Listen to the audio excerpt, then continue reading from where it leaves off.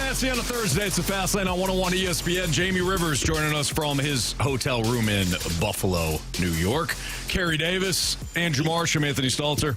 201, your time check is brought to you by Clarkson Jewelers, an officially licensed Rolex jeweler. Jamie, how is sunny Buffalo? Everything but sunny. Yeah, it's a lot of different grays. Some darker grays, lighter grays. Mimicking a lot of Gotham City here right now in Buffalo. Sunny gray? People are wonderful, though. Sunny gray is there. In Buffalo? Jamie says. Wow. If he was, he's not downtown because there's not a whole lot going on down here. The Blues will take on the Buffalo Buffaloes tonight. And Jamie, we didn't get a chance to talk to you yesterday following the Boston Bruins loss. But we all saw what happened. We know about the third period for the Blues.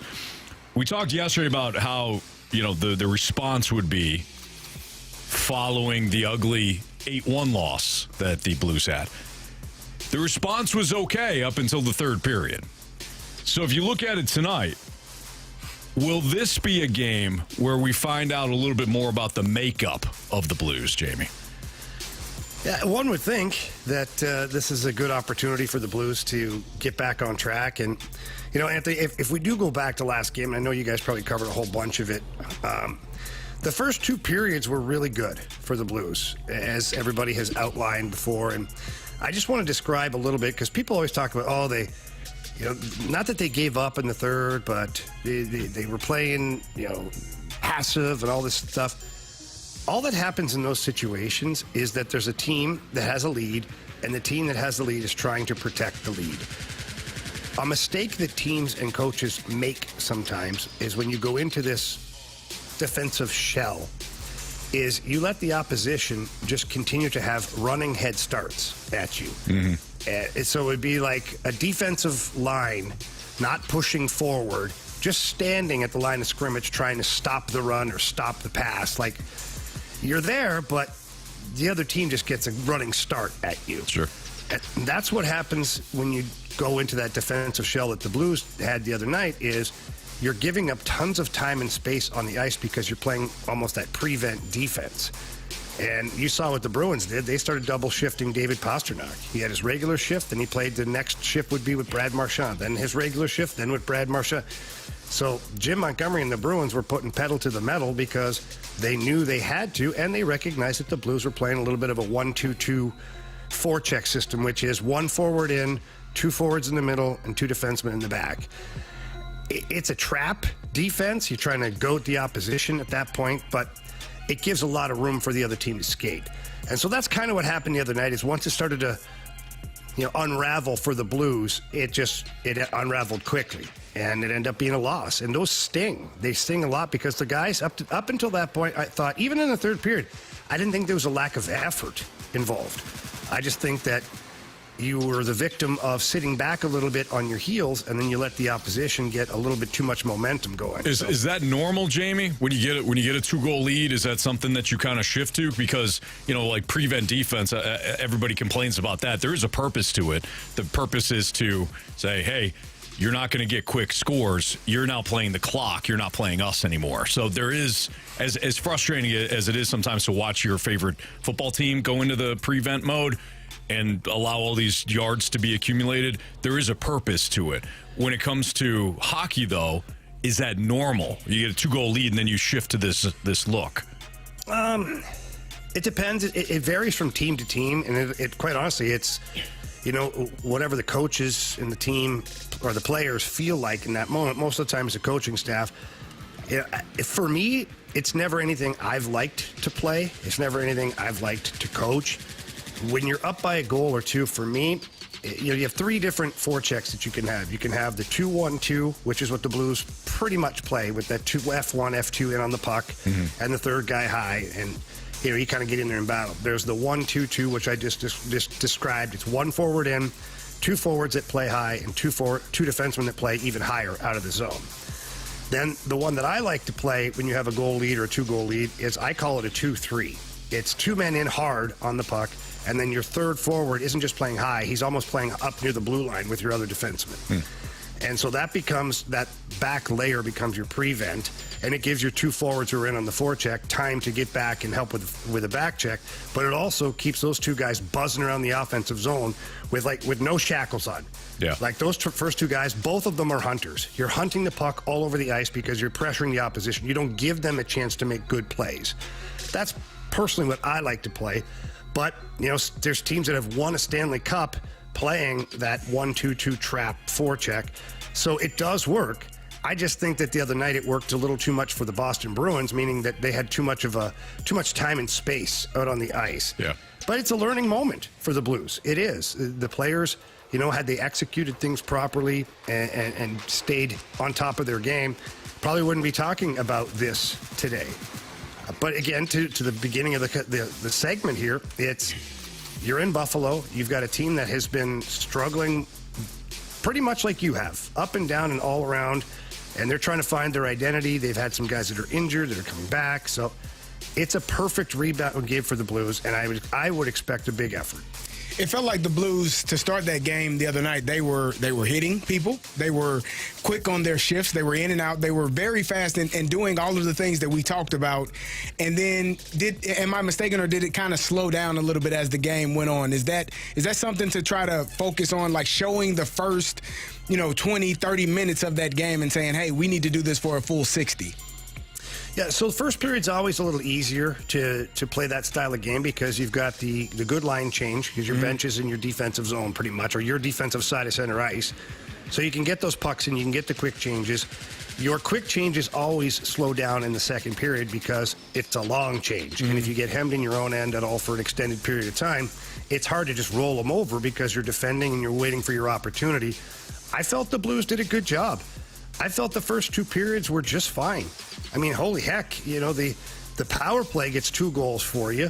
You're going into the third period up 2-0. I can't imagine there's a better scenario for a team that just got pumped 8-1 the game before than to be ahead by 2 goals going into the third period. So I was okay, and in fact, I was okay with the effort in the third period as well. I've said it numerous times. I don't think the players weren't trying. I just think they gave up too much time and space to the Bruins, and the Bruins started to get going. They were rolling, and once they got that train going straight forward, it was hard for the Blues to stop them. And it was a squeaker that ends up winning the game. It beats Jordan Binnington through the armpit, basically, and rolls across the goal line. Otherwise, you're probably in overtime, and who knows what the heck happens then. All right, so Jamie, I'm a dog with a bone here with this style of defense. Can you go to that like the 3 different styles that you described at any point during the game, or is that something that you have to practice and you kind of stick with one style? No, you practice it, and you don't just practice one style. You practice different forechecks, different neutral zones, all that stuff for different situations throughout each game, throughout the season, and certainly you want to have a couple of different looks come playoff time. Sure. And it's not a bad thing. Like, I'm not sitting here dogging on a 1-2-2 forecheck or a 1-2-2 neutral zone. It's just the fact that the Blues ended up sitting back too much instead of pushing forward. Like, the Bruins were a vulnerable team. Quite honestly, rumor has it that changes might have been made had they lost that game. Define changes. You read into it what you want. It's not my job to sit here and put that out there into the universe. But I'm just telling you that Bruins team was a team that was looking for any way they can to try and find something positive in the game. And I would have tried to just continue to frustrate them with guys in their face the whole time in lieu of, kind of dropping back into that prevent style defense. But it does work, and teams do it all the time. You watch any game in the NHL, and a team gets up by 2 or 3, and they should just lock it down, and there's nothing you can do about it. But that's a team that usually has had a few good games, a little bit of a run, and they're confident in what they're doing. Right. And the only reason why I ask that is it's just another tool in the toolbox. That's it. But the reason why I ask that is I wonder if maybe against the Bruins it didn't work, but maybe against a team that doesn't have that offensive punch. And I know the Bruins weren't offensively. They were not good going into that game, and they weren't good until the third period. But I just wonder if there's different approaches, different strategies based on your opponent. And you say, hey, listen, this Bruins team, I don't care that they're only averaging 2.5 goals per game. If we give them too much time and space, they can get back in it. We might as well go with a different coverage, a different zone. So that's the only reason why I asked that. No, you do. Like I said, though, for a lot of teams that play that style, it can be very successful for them to stop the opposition. I just felt like the Bruins were fragile. I felt like the Blues, quite honestly, a little bit fragile, too. You're better off, in my opinion, to just bury the needle, go all out, get a heavy forecheck going, and just make sure guys are working hard to get back. And at that point, you're trying to create turnovers and cause frustration for the opposition. Look, whatever it is, it didn't work. And I think that this is going to be not the narrative for the foreseeable future, but I think there's going to be a period of time where there's lots of trying things and see if they're successful or not. And you're going to learn from that, and you're either going to change things or tweak things or change systems, whatever it is.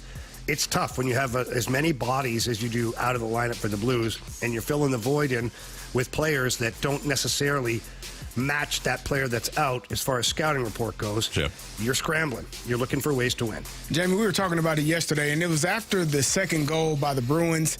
It was a little bit of body language that I didn't like from some of the guys that were on the ice. Pavel Buchnevich slammed his stick on the ice. You saw Jake Neighbors kind of hunch over, Joseph throw his hands up. It is when that's happening, because to me it felt like, here we go again mentality, as opposed to, and I was telling these guys, if you got a superstar on your team, a guy that you know can finish games, you're just like, oh, okay, we'll get it back.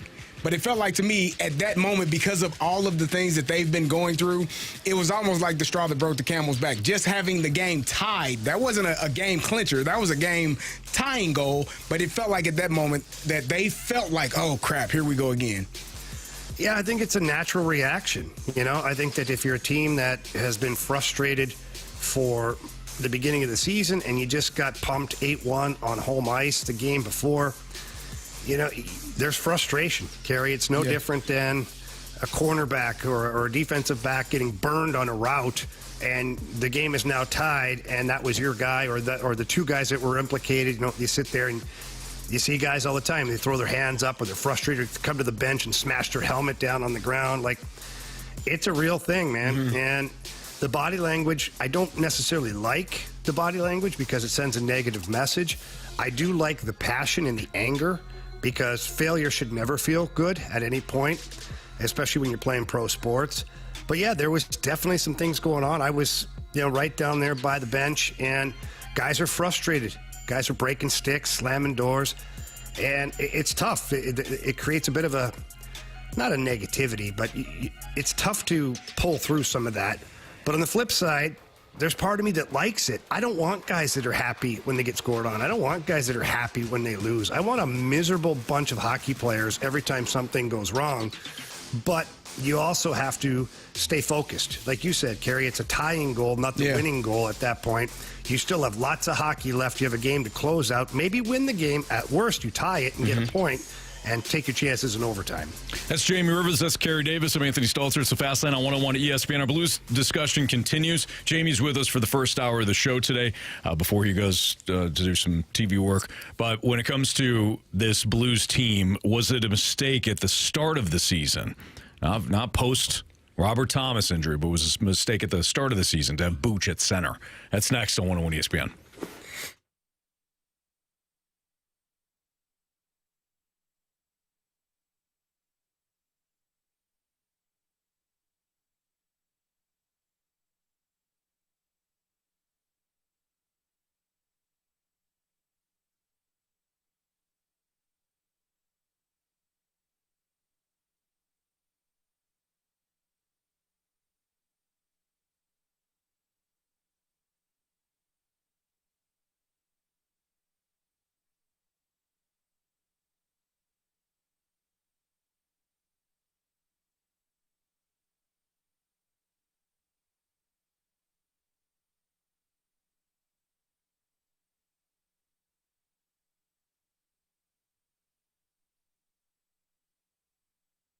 For over 80 years, Johnny Londoff Chevrolet has been providing the best pricing and award-winning service in the St. Louis area. And Johnny Londoff and myself have talked about this very thing not too long ago, that it's more than just great pricing. that goes into the customer satisfaction of buying a car. You definitely get some of the best prices, if not the best prices around at Londoff Chevrolet.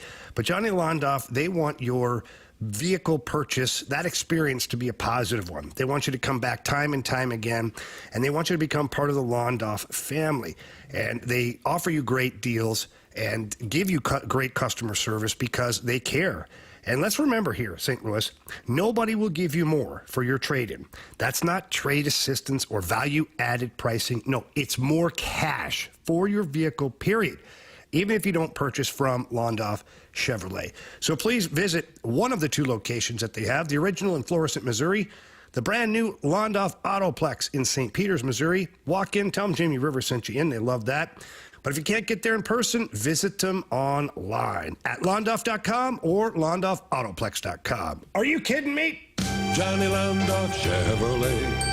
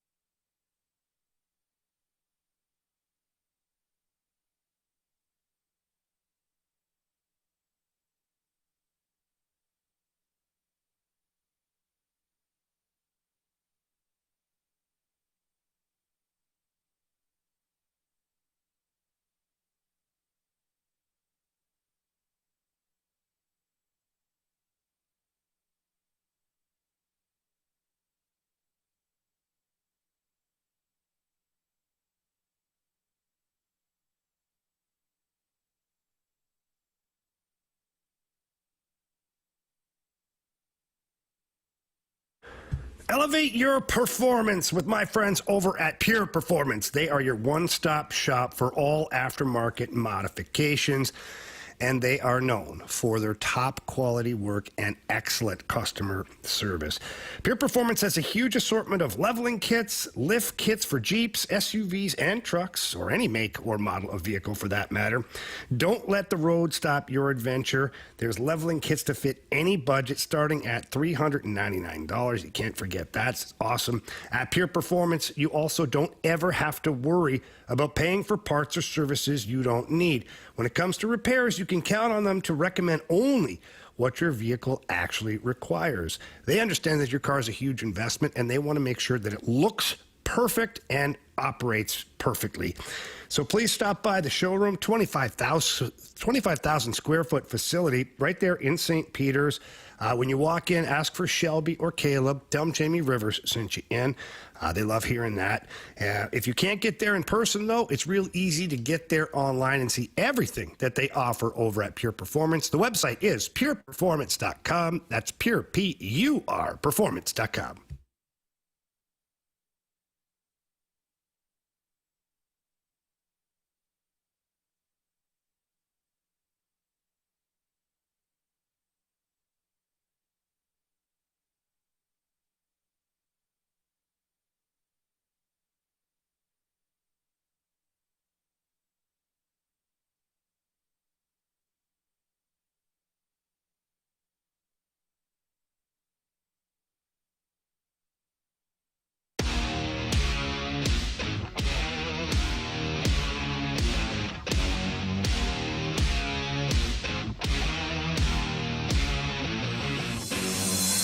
It's Fastlane on 101 ESPN with Kerry Davis and Jamie Rivers. I'm Anthony Stalter. The Blues take on the Buffalo Buffaloes tonight in Buffalo. One of the things that a lot of people were talking about at the start of the year was Pavel Buchnevich and whether or not he should play center. Now, with the Robert Thomas injury, you don't have a lot of choices when it comes to playing certain guys at center. But was it a mistake to go with Buch at the start of the season at center as opposed to playing him at wing, which is his more natural position, and maybe unlock some of his scoring potential there, or at least take advantage of the high ceiling of his scoring potential? Jamie, I know that this might be a conversation that frustrates you, but it's something that a lot of Blues fans are having right now. So what are your overall thoughts on Buch playing center from not only the Thomas injury, but the start of the year? Look, I've said from the very beginning, I like Pavel Buchnevich on the wing. That being said, I also understand why they did it at the start of the season. You wanted to have some solid depth down the middle, and if you look at the lineup, is Robert Thomas is your number 1 center, Pavel Buchnevich is your number 2 center, Braden Shen 3, and then at that point, because Sonny was hurt, Radek Faksa your 4th. That's 4 good centermen, and you're creating, hopefully, 2 top-end scoring lines in your top 6. Robert Thomas gets hurt relatively early in the season, and now you've got Pavel Buchnevich, who's been elevated to be the number 1 center.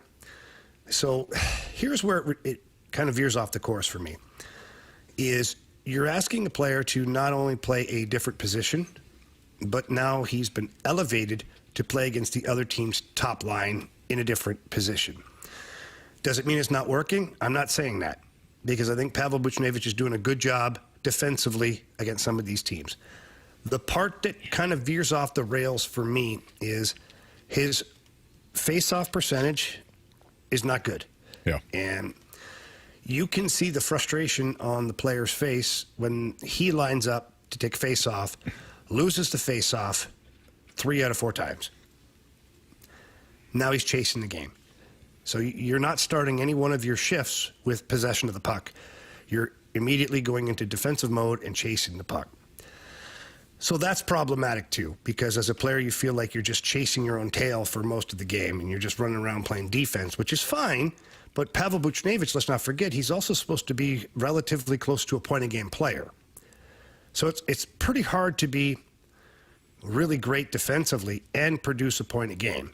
The guys that are able to do that, they win a trophy called the Selke Trophy. And it's guys like Patrice Bergeron, Ryan O'Reilly. I mean, take your pick of guys over the years that have been fantastic. And I'm not saying that Pavel Buchnevich can't get to that point, but this is a new job for him, playing center ice. And so it's a tough one for him, the individual. But then let's, instead of going micro on this, let's go macro. Macro is then how do you fill the void? Right. Because Robert Thomas is out of the lineup now, so it gets to be even harder. You've got Buch at center, Shen, Faksa, and Sonny. Those are all, 3 of those guys are natural centermen. You've tried the Dylan Holloway experiment at center ice. I don't think it's been bad. Do I think he's better on the wing right now? Probably. But where else do you go? Yeah. You don't have another choice, per se. So now Pavel Buchnevich has to play center, whereas at the start of the season, it wasn't an experiment. It was a strategy to have him there to kind of lengthen your lineup. Now he's at the top of the mountain playing, center 1 on your team, and he's struggling offensively. So, but I don't know what the alternative is. What, you move him to the wing, then what? Then who plays center? Is Braden Shen a number 1 center for the city of St. Louis? Like, is that what you want for your number 1 center? I don't have a problem with it. I'm just saying, is that who you envision then as your number 1 center? Because if that's the case, you end up with Shen on the first line with probably Buch and Carey on the wings. And if you elevate Shen, then who's your number 2 center? Radek Faksa? Probably Carey at that point. Well, I've been practicing. I have been working, fellas. You are, Carey. You're a hard worker, and no disrespect to you. You don't think I can do it? No, it's not that you couldn't do it. You certainly could try. But if Pavel Buchnevich is struggling, and he's played his entire life on the ice, Jamie, it might take you a little bit to get going, Carey. I'll put a body on a body. That's for sure. You will. Yeah. I know. It may take a while. It might take a while. But you'll get there. Oh, I'll get there eventually. And when you get there, even it's if the player's on the bench, you'll get there. Especially if he's on now. If he's on the bench, it's even better because I don't have to skate. There you go. There you go. I guess it boils down to what's better. Is he better at center than someone else is, or is he better at wing than someone else is? And I think at some point you have to find a way to get him going, right? And if there's a level of frustration, I think he's at 32% on faceoffs right now, which that would bother anybody that has pride and is trying to work hard. I was listening to Kerbs talk about it a couple of games ago. He was staying after with Steve Ott taking faceoffs, and I guess Jake Neighbors was kind of chirping him, and he went back and forth, and him and Jake went after it in the faceoff circle. So it's something that he's working on. He's trying to get better at, but it's hard to get better in practice and then go into the games and not have success. There's a level of frustration there. So how do you get the best out of a player without hurting your team as well? Well, that's the thing right now is I think the Blues are desperately trying to help the team first, which is, I get it. Pavel Buchnevich signed a long-term contract extension because he believed that this team was headed in the right direction. He believed in the strategy of Doug Armstrong and Alexander Steen that this team was going to be looking to get back in the playoffs sooner than later. So if that's the case, then the player knows that his job is to service the team over the individual. Because the individual, let's be honest, has already been paid off. He's got this year and then 8 more years the individual has been rewarded. Mm-hmm. Now, what's the team reward? Well, you haven't made the playoffs in 2 years. So the team reward has to be making the playoffs. And right now, Pavel Buchnevich, probably one of your best options to help your team at center ice. Now, however, I would argue that while he's working to get going offensively, I would elevate Braden Shen to play center between Carey and Buchnevich. My second line, and I would put this on their shoulders, would be Dylan Holloway at center, Matthew Joseph on left, Jake Neighbors on right. Let's get some youth out there. Let's get some speed, some youth, some kids that are eager to score and play and get minutes. Then I'd keep the Foxa line together with Torpchenko and Walker. And then you've got Sonny, and unfortunately it would be Brandon Saad and Kasperi Kapanen. Or maybe that's your third line, and maybe Fox is your fourth line. I just think that you go out there and you try to get Booch going with some guys who can create some offense, and then you let those young guys run wild. You go out there and you find that fast lane dog. Is what you do. Yes, Anthony. Yeah. Put up flyers. Do what you got to do. Absolutely. Yeah. All right, it's Fastlane on 101 ESPN. Des Jamie Rivers, Kerry Davis, Andrew Marsh. I'm Anthony Stalter. Blues tonight, pregame, right here on 101 ESPN at 5:30. So we're off a little early tonight. Jamie's still with us for the next couple of segments. Thank you, Jamie. You're welcome, Kerry. Yeah. Thank you for recognizing. We're off for 5:30. It's because of Jamie. I don't know if it's for... Oh, yeah. No, definitely. It's definitely Jamie. Yep, absolutely. What's trending is next on 101 ESPN. What a guy.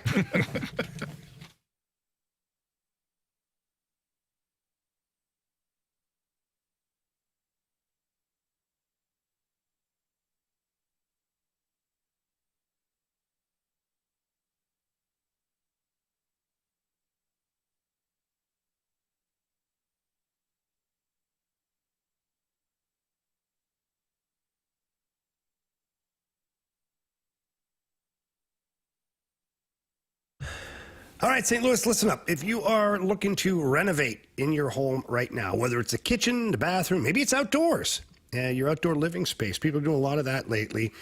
If that's the case, you got to trust my friends over at E&B Granite. They've got over two decades of family ownership and operation in the St. Louis area. And listen, they are the best in the business. I went through a kitchen remodel with E&B Granite, and it was easy. It was very fun, and the customer service was fantastic. And here's what you have to do. Just drive down to the showroom. Trust me, you'll want to do that. And that's located at 6135 Manchester Avenue. Walk in, talk to the in-house design staff, and either discuss the vision that you have for your kitchen, your bathroom, or your outdoor space, or ask them what they want to do. And that's where their expertise really kicks in. They do an unbelievable job of making sure that they get to everything that you want to accomplish with your remodel. And the countertops are right there on site, so you can see visually right there in front of you which ones you like, and you can pick it out and go from there. And they've got such a great variety of everything between the countertops, the flooring, the cabinets, all of that. It's perfect, and E&B Granite is going to make sure that you are completely satisfied when it's done. So please pick up the phone, give them a call, book an appointment. That number is 314-645-9300. That's 314-645-9300.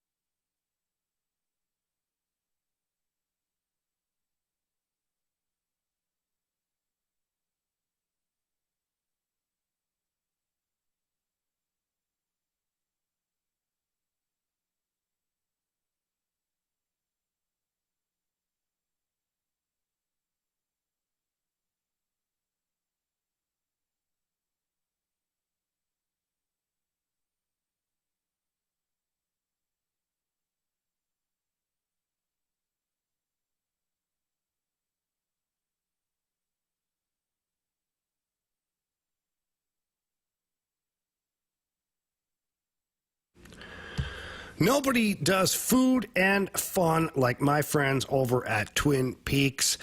They got a great happy hour, too, every day. They've got drink specials and lots of food items available.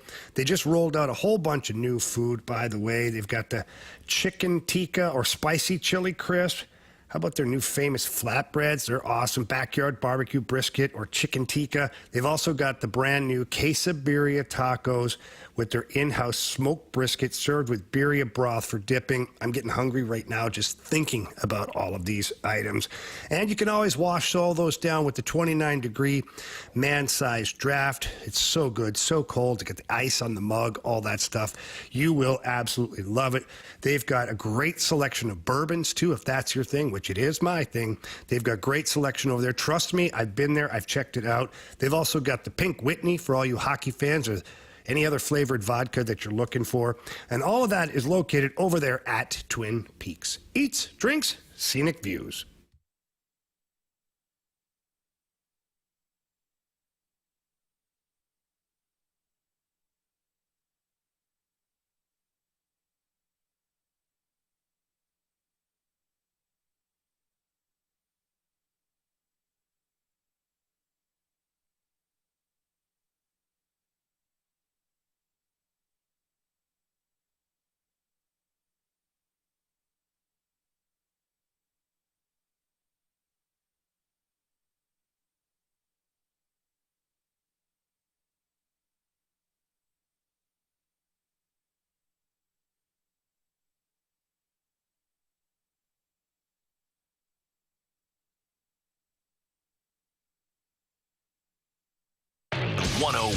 ESPN Sports Center. I'm Andrew Marsh. It's time for a Sports Center update driven by Johnny Londoff Chevrolet and Johnny Londoff Autoplex. The Blues looking to pick up a win tonight in Buffalo after losing to the Bruins the other night 3-2. Bruins, they defeated the Blues 3-2. The Blues look to take down the Sabres tonight. Pre-game starts at 5:30. Puck drop is at 6:30. We'll talk with Chris Kerber at 3:15, so stay tuned for that. But coming up next, we have What's Trending. I'm Andrew Marsh, and the Sports Center update is driven by Johnny Londoff Chevrolet and Johnny Londoff Autoplex. See them at londoff.com. Chevy, together we drive. Are you kidding me?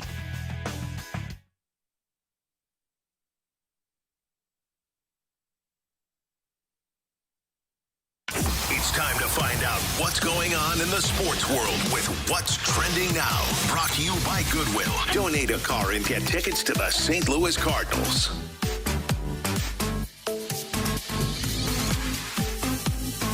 Welcome back to the Fast Lane here on 101 ESPN with Anthony Stalter, Kerry Davis, and Jamie Rivers in Buffalo. I am Andrew Marsh, and it's time for What's Trending. Guys, we were talking about this the other day. The Tampa Bay Rays, where are they going to play? Where are they going to play this upcoming year? The Trop, the roof is gone because of Hurricane Milton. Well, it looks like the Rays will be playing at Steinbrenner Field. That is the Tampa Bay spring training home of the New York Yankees. So they'll be playing in a spring training facility. Also, let's not forget that the Athletics will be playing in like a minor league stadium this upcoming year, I believe in Sacramento. That's two teams now that are not playing in Major League Baseball stadiums. Yeah. Is that embarrassing? I know one of them is due to natural, the natural disaster. Is this not embarrassing for Major League Baseball? I think the whole Oakland Athletics situation is absolutely embarrassing, yes. And I don't know how much, I don't know the politics behind the Oakland situation, but I do know that Major League Baseball, just like the National Hockey League, you had an embarrassing situation go on with a franchise. Arizona for the NHL for years, and now, Oakland or previously Oakland for Major League Baseball. I think that part is embarrassing. I do not think the Rays being displaced is obviously embarrassing. I know you weren't suggesting that either, Marsh. Yeah. It's like the Saints not being able to play at the Superdome for a while because of Hurricane Katrina. So, yeah, it's certainly a rough look for Major League Baseball when it comes to the Oakland A's situation. In a couple of years, though, we'll be looking back and that it'll be a footnote. I mean, that's just the thing. Right now it looks bad. Yeah, I mean, it is what it is. Who was playing in the college arena? Was that Arizona? in hockey. Yes. Oh, yeah. The Coyotes. That was embarrassing. I mean, it happens. It's part of sports, man. You don't, and for the Rays, I think it's really unfortunate, obviously, because the roof is torn off from that hurricane. But, at the end of the day, you'll still be playing the game. Hopefully, they can pack out the house and people will show up and maybe they'll have a good season. Guys, Athletics, it doesn't I matter. don't know.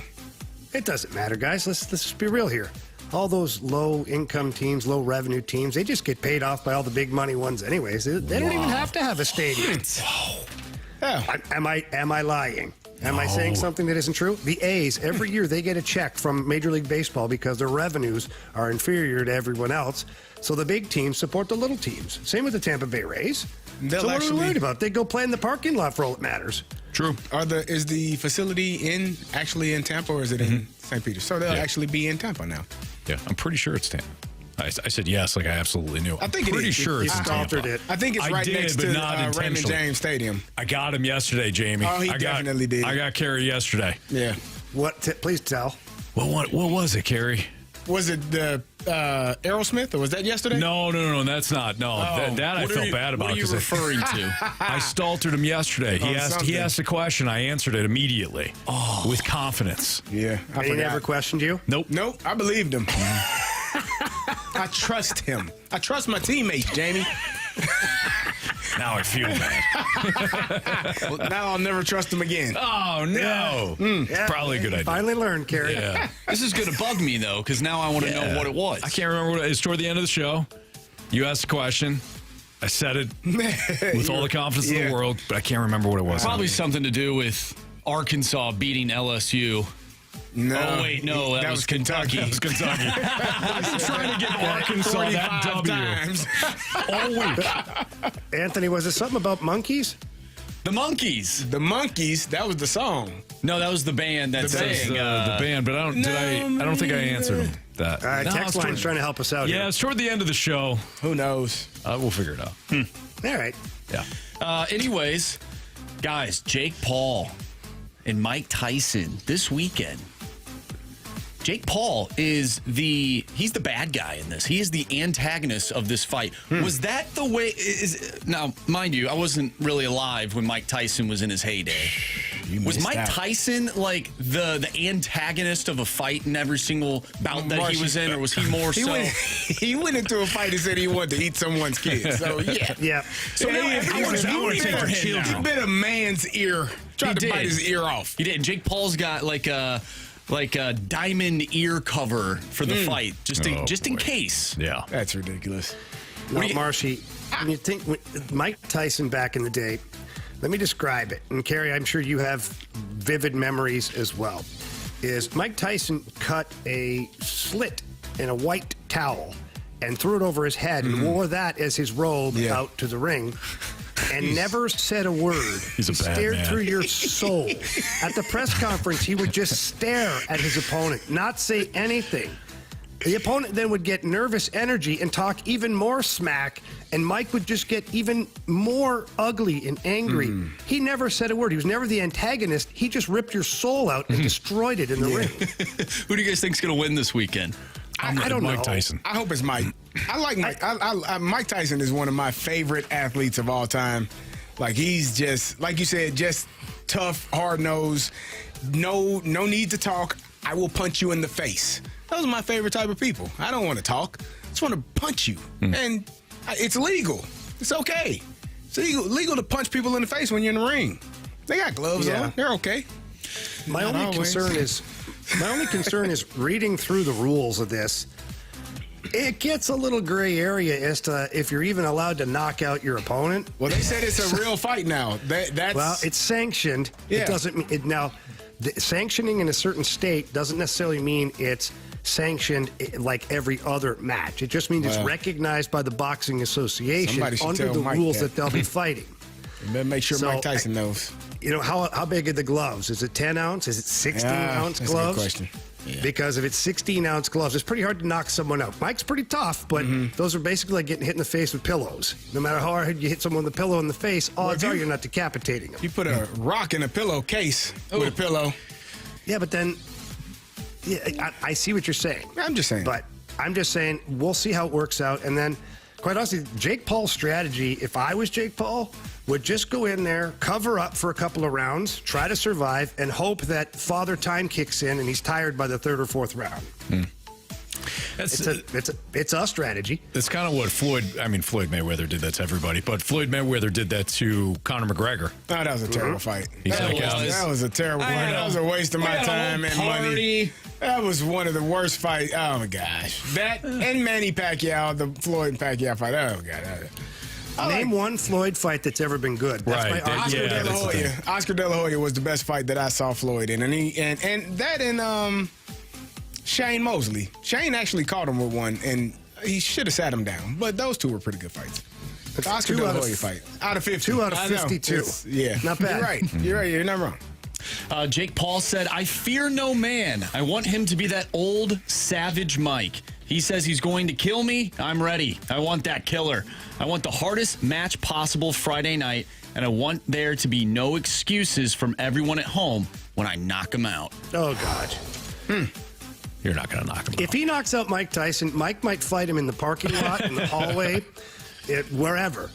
I just don't see him knocking out Mike Tyson. I just don't. Yeah, I got Tyson. I don't see how this goes past a round, guys. Like, seriously. Haven't we been here before? I know it's Mike Tyson. It's a little different, but haven't we been here before with Jake Paul?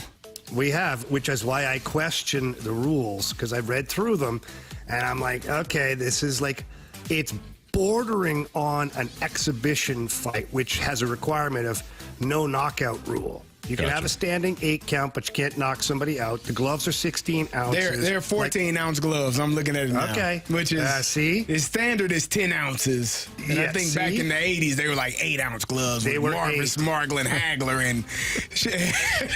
And like they were punching the hell out of each other. Basically fist. The greatest boxing match I've ever seen in my life was Thomas the Hitman Hearns and Marvelous Marvin Hagler. Mm-hmm. These dudes punched each other in the face, no defense, for 12 rounds.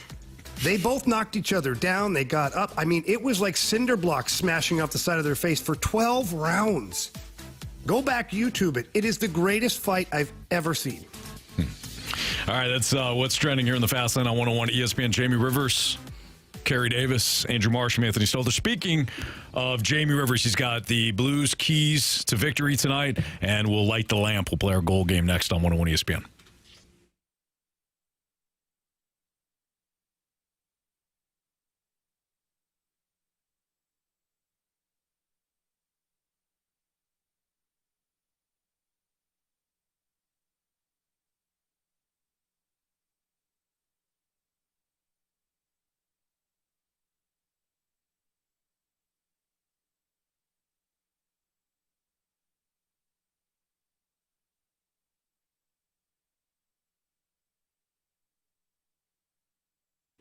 If you're planning to sell and also buy a home in the near future, I know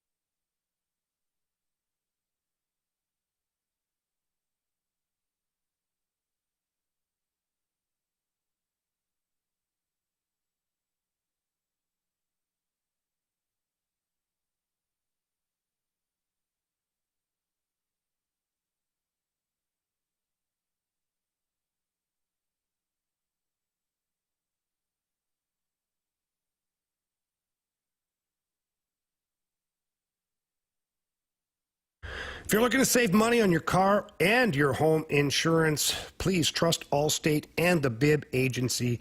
with your business. They have some of the most competitive rates out there, and it's not always about the rate when you join the bib agency. Yes, they're going to battle, and they're going to make sure that you get the best rate available on the market, but the most important thing is that they're going to make sure you have the proper coverage, because it's not a matter of if something will happen, it's when something happens. And when that something does happen, you want to make sure that you are covered properly, that you and your family are taken care of. And that's what the bib agency is there for. And that's why they treat you like family, which is why they don't have a 1-800 number, which is why it's not somebody different every time answering the phone and you got to tell them everything about you. No, you get great customer service from the bib agency, and all you have to do is pick up the phone and get a free non-committal quote just by calling them. And that number is 314-328-4260. Again, that's 314-328-4260. It's no fib. You're in good hands with Tracy Bibb.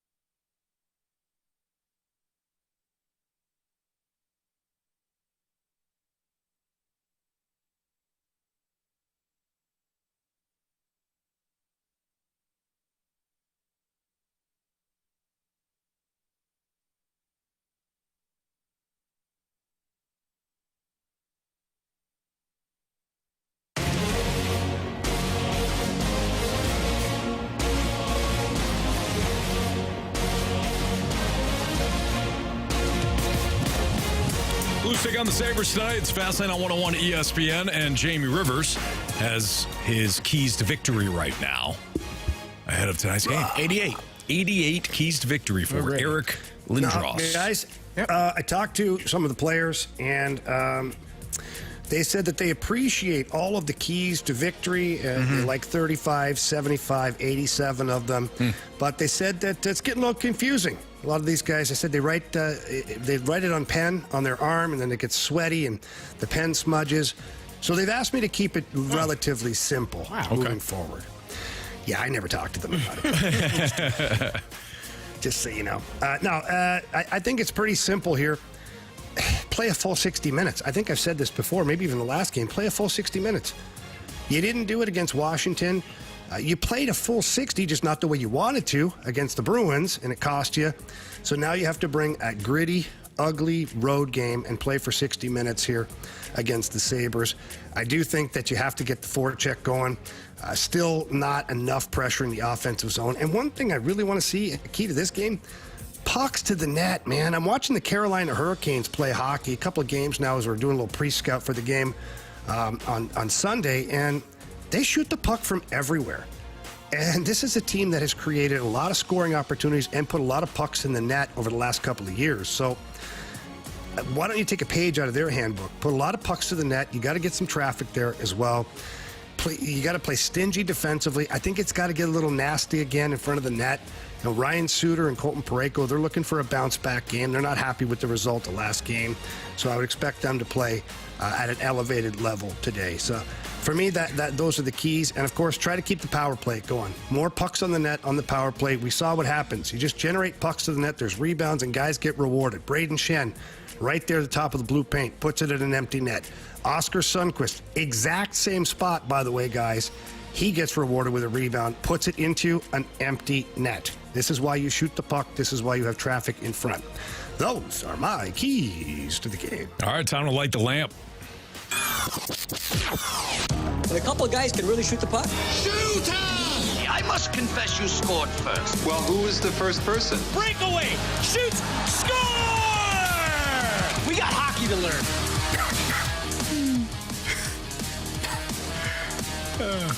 You okay, Jamie? Yeah. Good. Choked up. Jamie, you said the Blues players were getting ink marks on their hands from all the notes. Text from the 816 says, sound like you should laminate your notes before you give them to them. It's not a bad idea. Yeah. That way we can give all 88 of them. I'll keep that in consideration. All right, Marsh. Who do you got tonight? Give me Matthew Joseph to score tonight for the Blues. Matthew Joseph. All right. Jamie. Going back to, Jake Neighbors. I don't know, man. I got 0. I almost feel like I should have the texters text in and tell me who to pick. You go ahead. If you want to text in and tell me Kerry, who to pick. Kerry, don't. Oh, hang on. You take pride. You take pride in what you do. Hang on. What? Kerry? Yeah. Listen, you don't want Blues players giving up. All right. You cannot give up. Well, I said I was going to stay even keel, but this game is pissing me off. Give me Jordan Kyrou. Oh. All right, give me the hot hand. Oscar Sundqvist. Ooh. Oscar Sundqvist, please. All right, there you have it. Like it. Yeah. Jamie, any other thoughts before we let you go for this Blues and Sabres matchup? The only thoughts I have is, watching the guys interact here at practice and skate, the attitudes are still good. There certainly was a lot of frustration after the 8-1 loss. I mean, that was a drubbing. Guys felt like crap after that. And, of course, losing the game in the third period to the Boston Bruins, that felt like crap as well. And, Carey, you know this, too, that when you have a couple of one heartbreaking loss and one embarrassing loss, it can eat at you. Mm-hmm. And there's good ways for it to eat at you, and then there's negative ways for it to eat at the group. And negative ways for it to eat at the group would be guys to start pointing fingers at each other, blaming other players, frustrated with line mates, all of that stuff. And that hasn't happened yet. The group has had good discussions, tough discussions, but they stay relatively tight as a group, and they firmly believe that they can turn this thing around. And no better time than this game against Buffalo, because it's not going to be an easy one in Boston. That team's playing desperate hockey right now, and it's never easy to play Carolina. It just isn't. So this is a tough road trip, at least a tough back end of the road trip. So these guys being positive and playing for each other, for me, it's essential right now, because it's not like you're getting one of your best players back anytime soon. Robert Thomas is on the trip, which is awesome. He's around the team. He's with the guys, and he's feeling, I don't want to say responsible, because it's not his fault, but he's feeling some of the pressure of not being able to help his team through tough times. And so for him to be around is good as well for the team. But I just think they got to start trying to put one period, then two, then three together. And a big win tonight against the Sabres, that certainly will feel really good for this bunch. By the way, I think we figured out what you were staltering yesterday. Oh, thanks to the 620. He or she said Dave Matthews Band. And yesterday, we were talking about Dave Matthews Band, and you said that it wasn't even named after a guy named Dave Matthews. You said it was named something else, right? That's what Kerry I said that. Oh, okay. Never mind. Yeah, wasn't it? Yeah, we appreciate the efforts. I'm done. Yeah. I said it wasn't named after a guy named Dave Matthews. Never mind. Yeah. And Anthony didn't go for it. He didn't go for it at all. Nope. He didn't believe me. Never mind. You didn't believe me. 620 didn't help. Well, the effort was still strong. We though. appreciate the effort. Yeah, we Are they appreciate it. close? No. I don't think so. I don't think so. No, I think Nobody knows. It was like a pretty easy, it's like a number or something. Yeah. 22. I don't know, Anthony. You've expanded your playbook. Well, I've had to because of you. Yeah, these stalterings have gotten bigger, better, worse. It's not just numbers anymore. No, it's not. We've gone to movie titles. We've gone to math equations. We've got you really have drug it off the rails. Well, it's actually backfired a couple of times because there have been some things that I've said that I have known. And Jamie goes, "Dad, you're staltering it." And then nobody believes me. I have become the boy who cried wolf. Like I'm the living, breathing version of the boy who cried wolf. So Your mom told you a long time ago, Yep. Anthony. I'm the kid that's going to be eaten by that wolf because Jamie's like, Nobody's coming to save you. "You're fine." No, seriously, Jamie. Nah, Kerry, don't worry about it. He's just crying. He's faking. Oh my Anybody God. seen Anthony? Meanwhile, I'm in Now he's just pieces. trying to make us feel bad. It's really elaborate. Look, I found his hand. Fake hand. He's really getting good at this. All right, Jamie. We'll talk to you tomorrow, bud. You got it, guys. Have a good one. All right, you too. See you, brother. That's Jamie Rivers. Tonight, the Blues and the Sabres will get it on in Buffalo. Pregame starting at 5:30. It's Fastlane on 101 ESPN. We got you covered until that point. Andrew Marsh, Kerry Davis, Anthony Stalter. The Cardinals youth movement. Katie Wu was on with the guys from Foul Territory on the Cardinals youth movement. Here's the question, though. If they don't like some of the Utes for this season, will they abort that game plan? What is a Ute? It's a Utah Ute football player. We'll talk about the Cardinals youth next on 101 ESPN.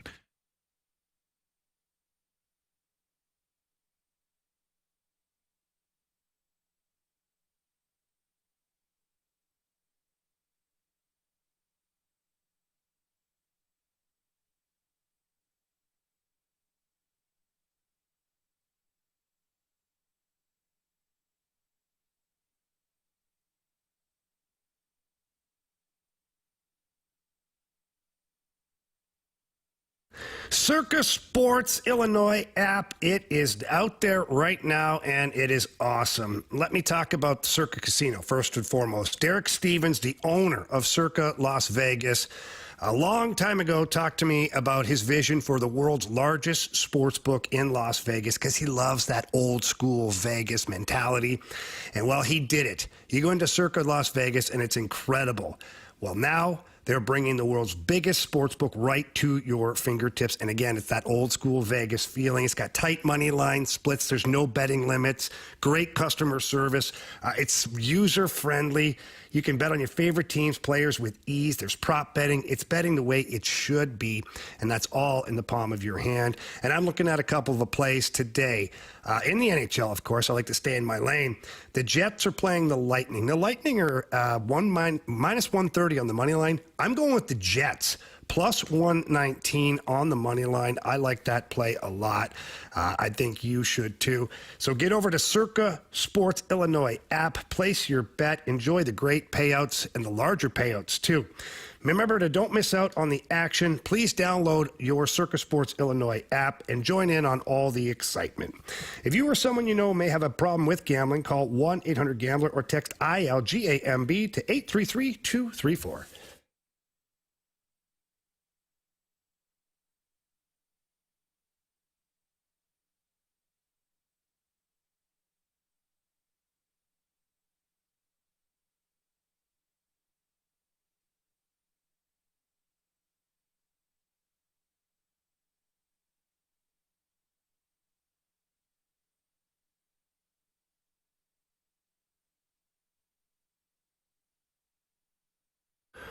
If you're planning to sell and also buy a home in the near future, I know exactly what you are going through. Gloria Lou with Your Home Sold Guaranteed Realty, she also knows about selling and buying your next home at the same time and how it can be tricky, especially in the St. Louis area. Buy at the same time and selling at the same time, this ad is for you. Gloria Lou has several great options for her home sellers, including her Sell and Stay program.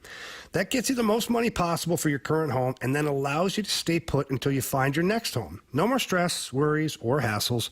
Gloria Lou makes selling your St. Louis area home easy, and she's been doing it for more than 21 years. Why risk working with an average realtor when you can work with the best? The name to remember is Gloria Lou of Your Home Sold Guaranteed Realty. Please call Gloria today. When you do call her, tell her that Jamie Rivers sent you in. She loves hearing that. The phone number is 314-325-6888. Again, that's 314-325-6888. Or you can always visit GloriaHasTheBuyers.com.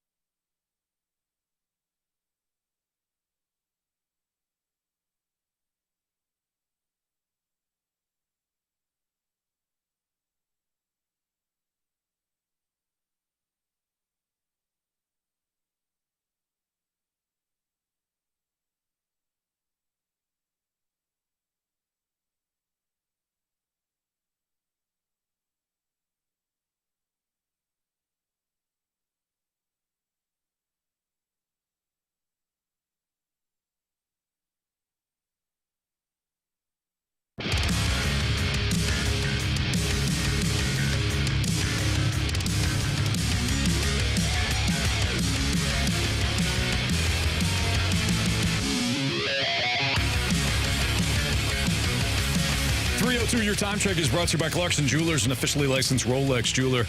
Somebody in the snake pit said we hammer the Cardinals because we don't have their rights, and we go easy on the Blues because we do have their rights. Well, I got to speak for myself on this one, guys. You guys can speak for yourselves, but I hammer the Cardinals because they stink. They play bad, I say bad things. They play good, I say good things. You know, and it's kind of how it is. Yeah, we can't criticize the Blues because we're like Carey. We're not too high, not too low, right? Right. Even keel. No, we can criticize the Blues. Yeah. No, they haven't been playing good. No, they haven't. So, I'm not. But people hear what they want to hear. I'm not criticizing anyone anymore. I'm just going to be even keel. That's not true. All sports teams here in St. Louis. Yeah. Then I'm going to root for the Dodgers. Oh, that's just disgusting. All right, Katie Wu of The Athletic. She covers the Cardinals for said Athletic. She was on the podcast Foul Territory, and she talked about the Cardinals youth movement. Here's what Katie had to say. The Cardinals felt like they couldn't give young guys that were struggling a lot of opportunity in the major leagues because it would cost them valuable games in the standings. So you think about some top prospects that have struggled, Jordan Walker, Nolan Gorman.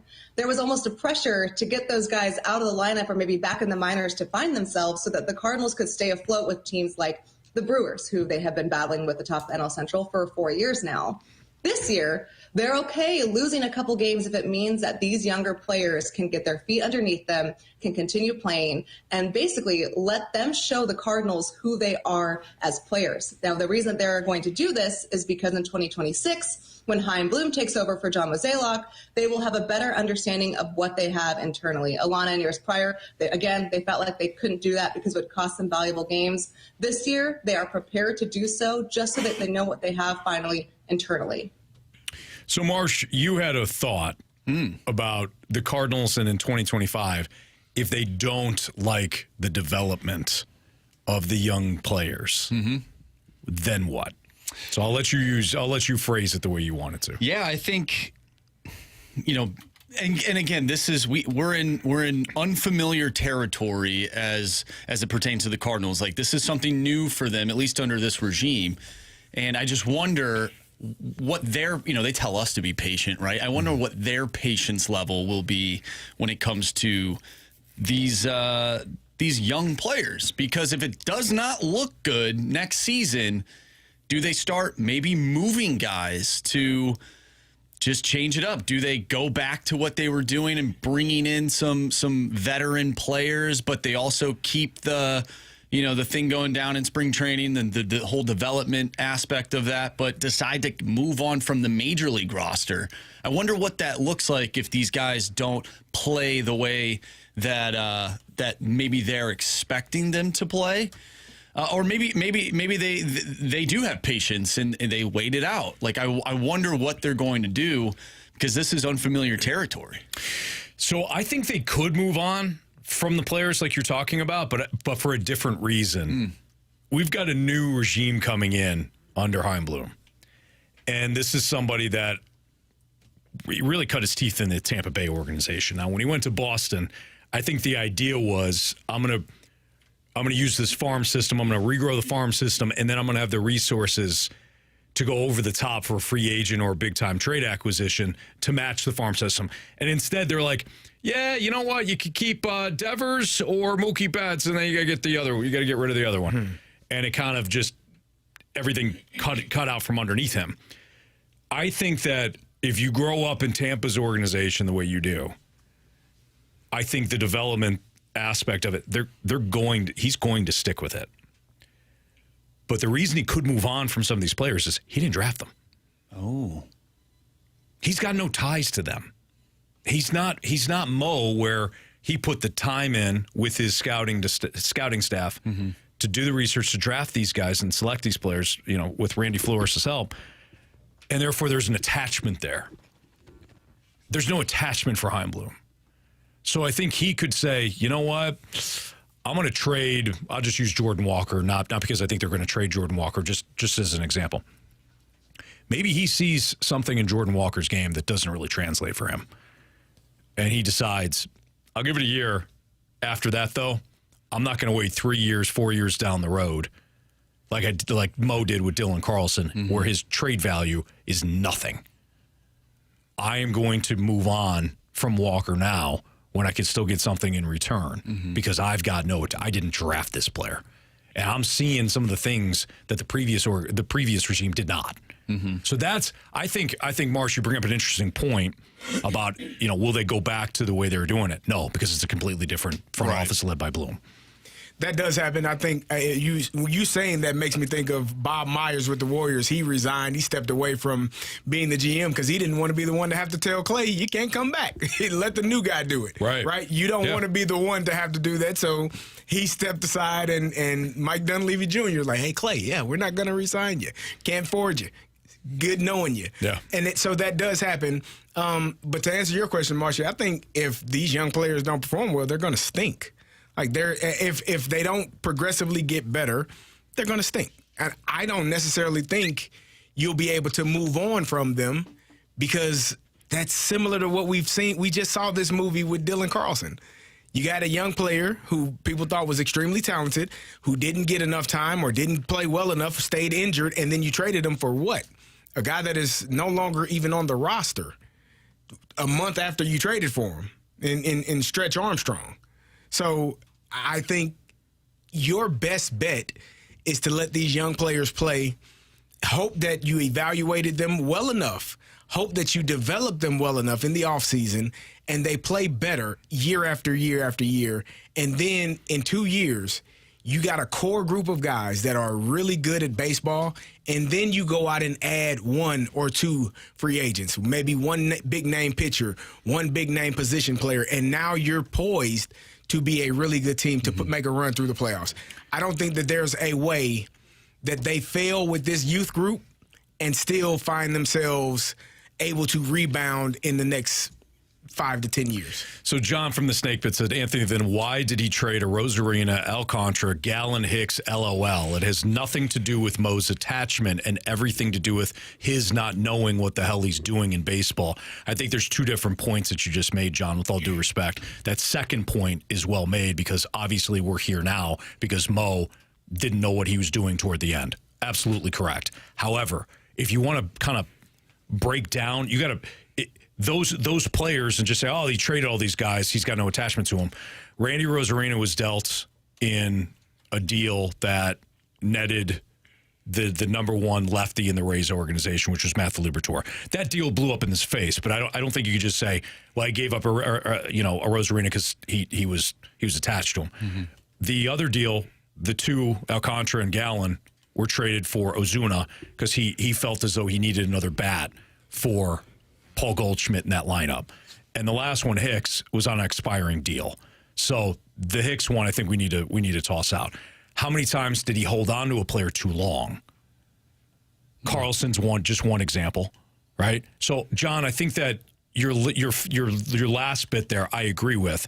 He didn't know what he was doing, but you can't tell me that there's not an attachment with a GM or a president that watches a player grow throughout the organization. You know what I mean? Like, I think both things can be true. I think he could not know what he's doing, but also somebody new coming in can look at the situation with fresh eyes and say, I didn't draft any of these players. I have no attachment to them. So that's my thought. Interesting. I appreciate the comment, John. Interesting text from the 314. When other teams trade veterans to go with young kids, everybody says they are tanking. So are the Cardinals tanking next year? I find that interesting because that is that's a true statement. Like, teams do tank when they start, and that's why it's called a rebuild. But the Cardinals are branding it differently. Like, yeah, I find that to be interesting. Like, do you think it's branding because they don't want people to not show up at the ballpark, or do you think that they actually believe that these players are good enough to still be competitive? Because I think they are. Like, we've seen it. Like, Brendan Donovan's a good baseball player. Mason Wayne, good baseball player. Like, these guys have elements of being good baseball players. They just need to put it together and be consistent. I think a tank, let's just use the Cubs, like, tank, right? They had expiring deals or guys that were, past their prime, and they used those players to restock some of their farm system. I think the Cardinals are in kind of a unique situation where they don't have to give up Sonny Gray, and they still have open spots in the rotation, right? If they didn't, like with Paul Goldschmidt, like let's say Paul Goldschmidt was on the final year here, his deal here, trading him to free up a spot, I think more falls into a tank situation. But they're not getting rid of some of these bigger contracts just to get rid of them to free up spots so that they can overhaul the farm system. If they trade Arenado, it's because he don't want to be here. Sonny Gray said he does want to be here. So you keep Gray, you don't re-sign Goldschmidt. Outside of those guys, who are the bad contracts? Michaelis has got 1 year deal, one year left. Matz has got 1 year left. I've stated before, move on from them so that you can bring in, McGreevy and give those guys a jump start. I don't think you're going to be able to move on from them. I don't either. Yeah. But like the Cubs had, I think 3 or 4 guys that they wound up trading to restock the farm system because what they had been doing year after year didn't work. I don't think the Cardinals are barren when it comes to their farm system. Gorman is up right now. Walker is up. Wynn is up. Donovan has become a nice player for you. Who am I missing? Lars. Nude is up, so he's technically in his prime right now. You got Ciani. Okay. Victor Scott. Yeah, I mean these are so you got young players that you don't really. What's the value for somebody like Ciani right now? Like Ciani, does flipping Ciani right now, does that make sense to free up money and then get a draft pick? No. Win, you're not going to trade. He's part of your future. Donovan, you could, but he's not making any money either. I think a tank job is like, hey, we need to get the big contracts off the books, get whatever we can for them, suck for a couple of years, get the high draft picks, and then restart that way. See, I don't think that's their mindset. I think it's and to me, tanking, like you said, is you're playing the worst players possible because you don't have. You're trying to lose. You're trying to lose. That's what tanking is, in my opinion. I think they have a plan in place to where they're going to allow these younger players to play, and hopefully they grow and get better. And in a couple of years, the experience that they gain from this 25 season, 26 season, come 27, 28, those players are ready to compete for a championship. I think that has to be the mindset. And if you can speed it up and make it 26, well, then you're doing a damn good job. But right now, 27, 28, and allow those young players to gain that experience and get better, and hopefully by that time they're ready to roll. Yeah, I think this is all semantics. I really do. Like Splashback Duke says, you don't have to get rid of all the big contracts in order to be tanking. This is all semantics, guys.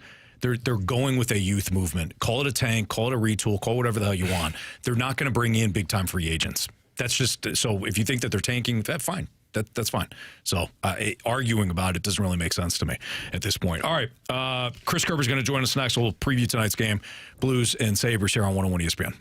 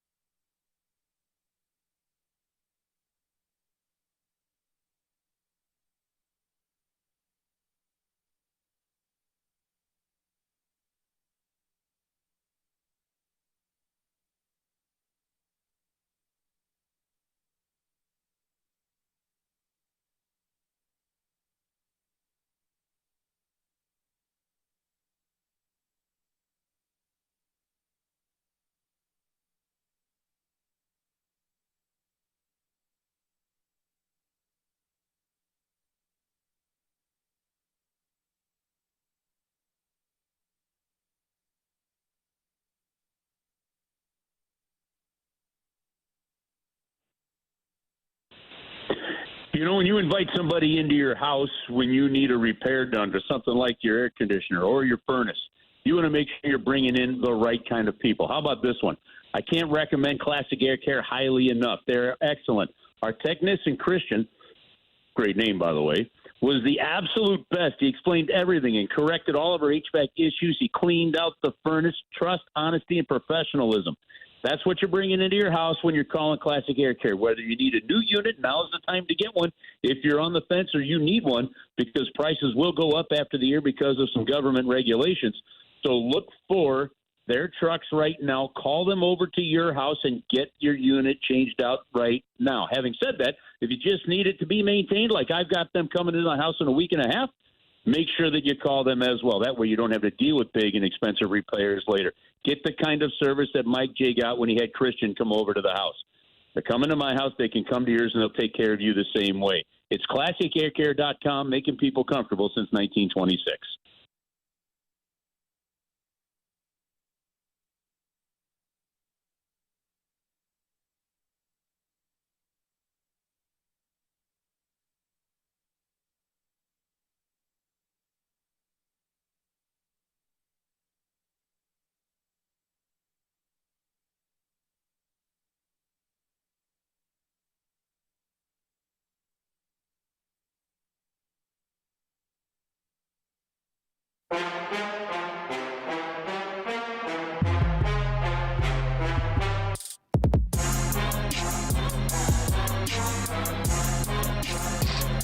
Tonight, the Blues will take on the Sabres in Buffalo. And joining us in a couple of minutes here will be Chris Kerber, who will be on the call tonight. We've got the pregame starting at 5:30 right here on 101 ESPN, your home of the Blues. What's up? I always love when I'm talking. I'm setting something up, and all I hear is either Jamie or Carey laughing. Sometimes the text line is hilarious, and the snake pit is funny. The snake pit has been incredible today. Awesome. Not that they're not typically, but the points that they've brought up, just the back and forth, it's been a solid day in the snake pit, that's for sure. All right, joining us via the Thompson and Collier phone line is our guy Chris Kerber, who again will be the voice tonight of the Blues right here on 101 ESPN. Kerbs, how are you? Anthony, doing well. How are you? I'm doing good. Now, do you typically get the chicken wings in Buffalo? The Buffalo wings, I should say? Yeah, you know what? A lot of times I do. You know, we will go over to there's going to the Anchor Bar, which is the original home of them. Some believe that Gabriel's Gate are bigger and better, and then a PR gate. Now, and I like the Anchor Bar. I like the original ones, but I'll tell you, the PR guy for the Buffalo Sabres today recommended a place called Adolph's right down the street from the rink here.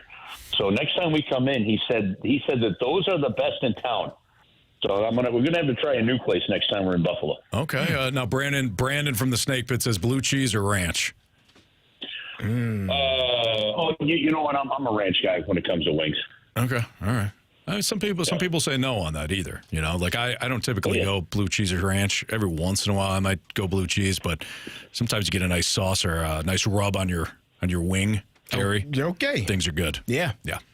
If the wings are treated a certain way, like there's no point to putting ranch or blue cheese on. You're set. Absolutely. Like a Parmesan cheese chicken wing. Yeah. Oh yeah. That's solid. Or garlic Parmesan sauce, whatever the hell that is. Yeah, I know exactly what you're talking about. All right, Kerbs, we've gone 2 minutes without talking about the Blues here. We ate up 2 minutes. Okay. Not that we want to completely what else avoid you it. You know, it's the fast lane, Kerbs. We got all kinds of crap that we could talk do about this all day. Yeah. No. I'm up for it. Throw it at me. You know, I sat there the other night, and as things collapsed there in the third period, I actually felt for the team, Kerbs, because they clearly care. It's not a situation where it's lack of effort or they've turned on the coach or any of that stuff. It's not that. This is just a team that is clearly gripping the stick into sawdust, you know, or whatever the hell it's made of. But when it comes to this team getting back on track without some injured players, I don't know what you can do. You're closer to the team. You see them, you know, every time they play. What do you think the answer is to get these guys back on track and get the confidence up? Listen, in all fairness to that process, I actually think, Anthony, that you can ignore the injuries and even just the whole first part of the season to a degree. Mm-hmm. If the Blues were going to have success this season, and we're only 16 games in, so let's change the word "were" to "are." If the Blues are going to have success this season, from the get-go, some of that success is predicated on how well question marks play out. Does a Texier find his way? Can a Bolduc chip in offensively? What does Dylan Holloway bring to the table? Is there offense in there? What kind of a year can Jake Neighbors follow up? 26, 27 goals from last season. How does it work with Buchnevich playing in the middle while they wait for Dvorsky to get seasoned and ready to come in? How does Broberg look defensively? That kind of thing. Okay, so those question marks still exist right now, and those question marks didn't have anything to do with Robert Thomas, right? Right. Or Nick Leddy, or some of those other key injuries. It does obviously with Broberg.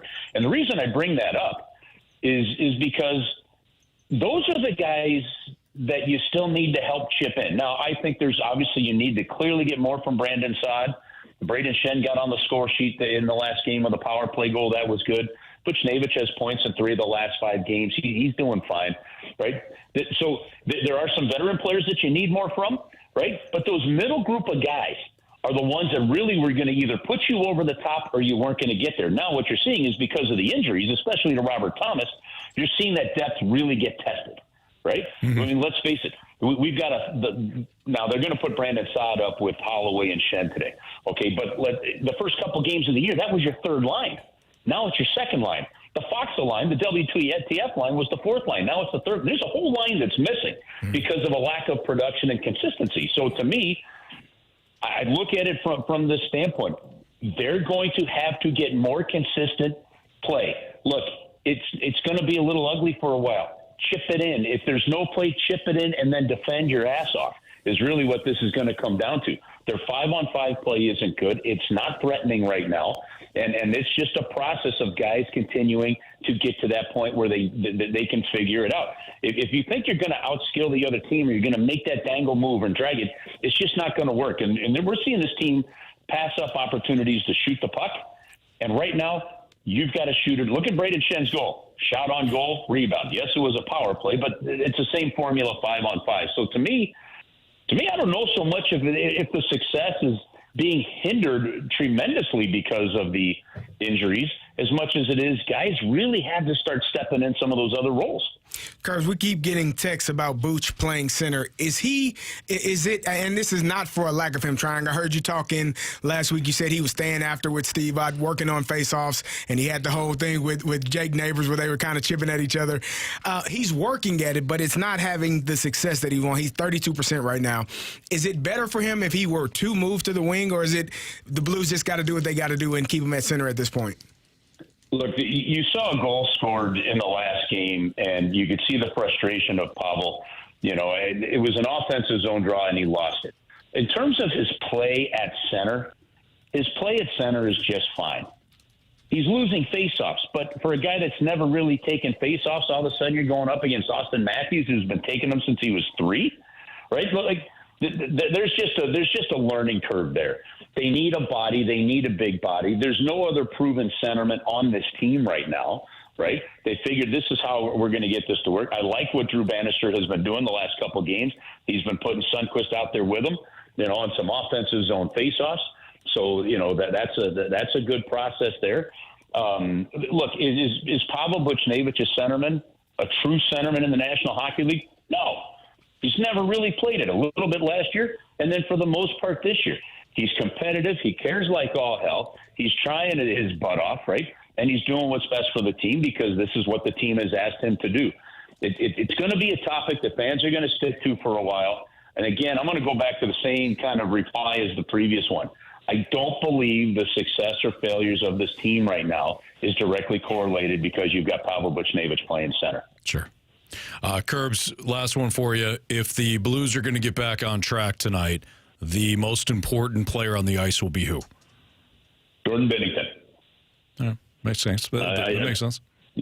I mean, I know it's a little bit easy, but no, yeah. He's kept his team in games to the point, and then eventually there are some breakdowns. So if you take it off the goaltending, look, this is a big. It's a young.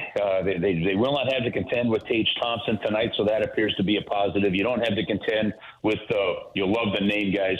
Ukko-Pekka Luukkonen is the goaltender, right?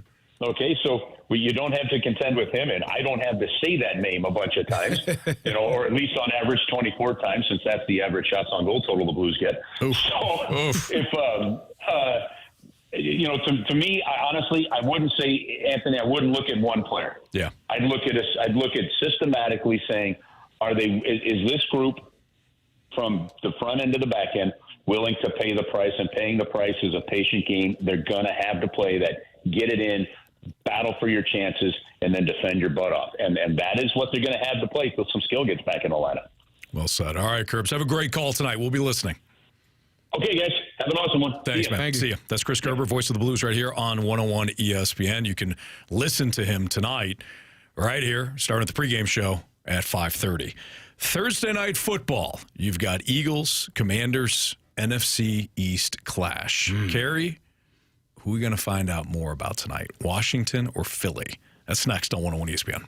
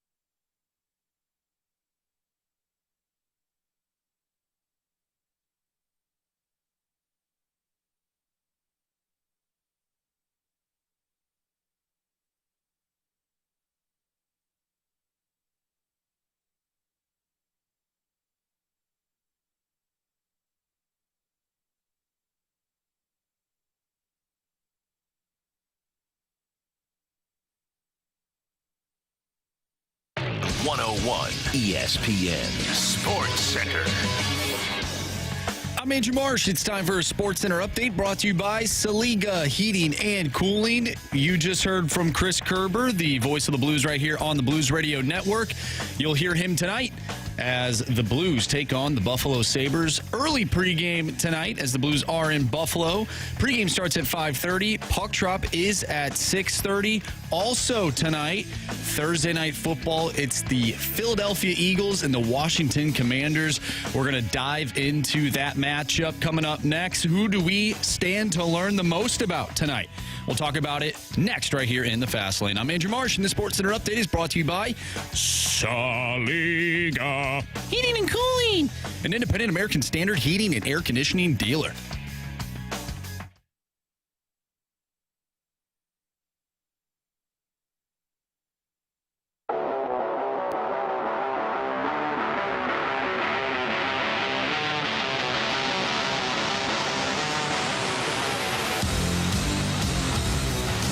Fast Lane on 101 ESPN. At least once a show, Carey looks at me right before we go on, and he goes, "What are we doing here?"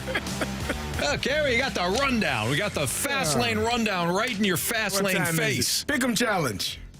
I switched it up. Yeah, we did.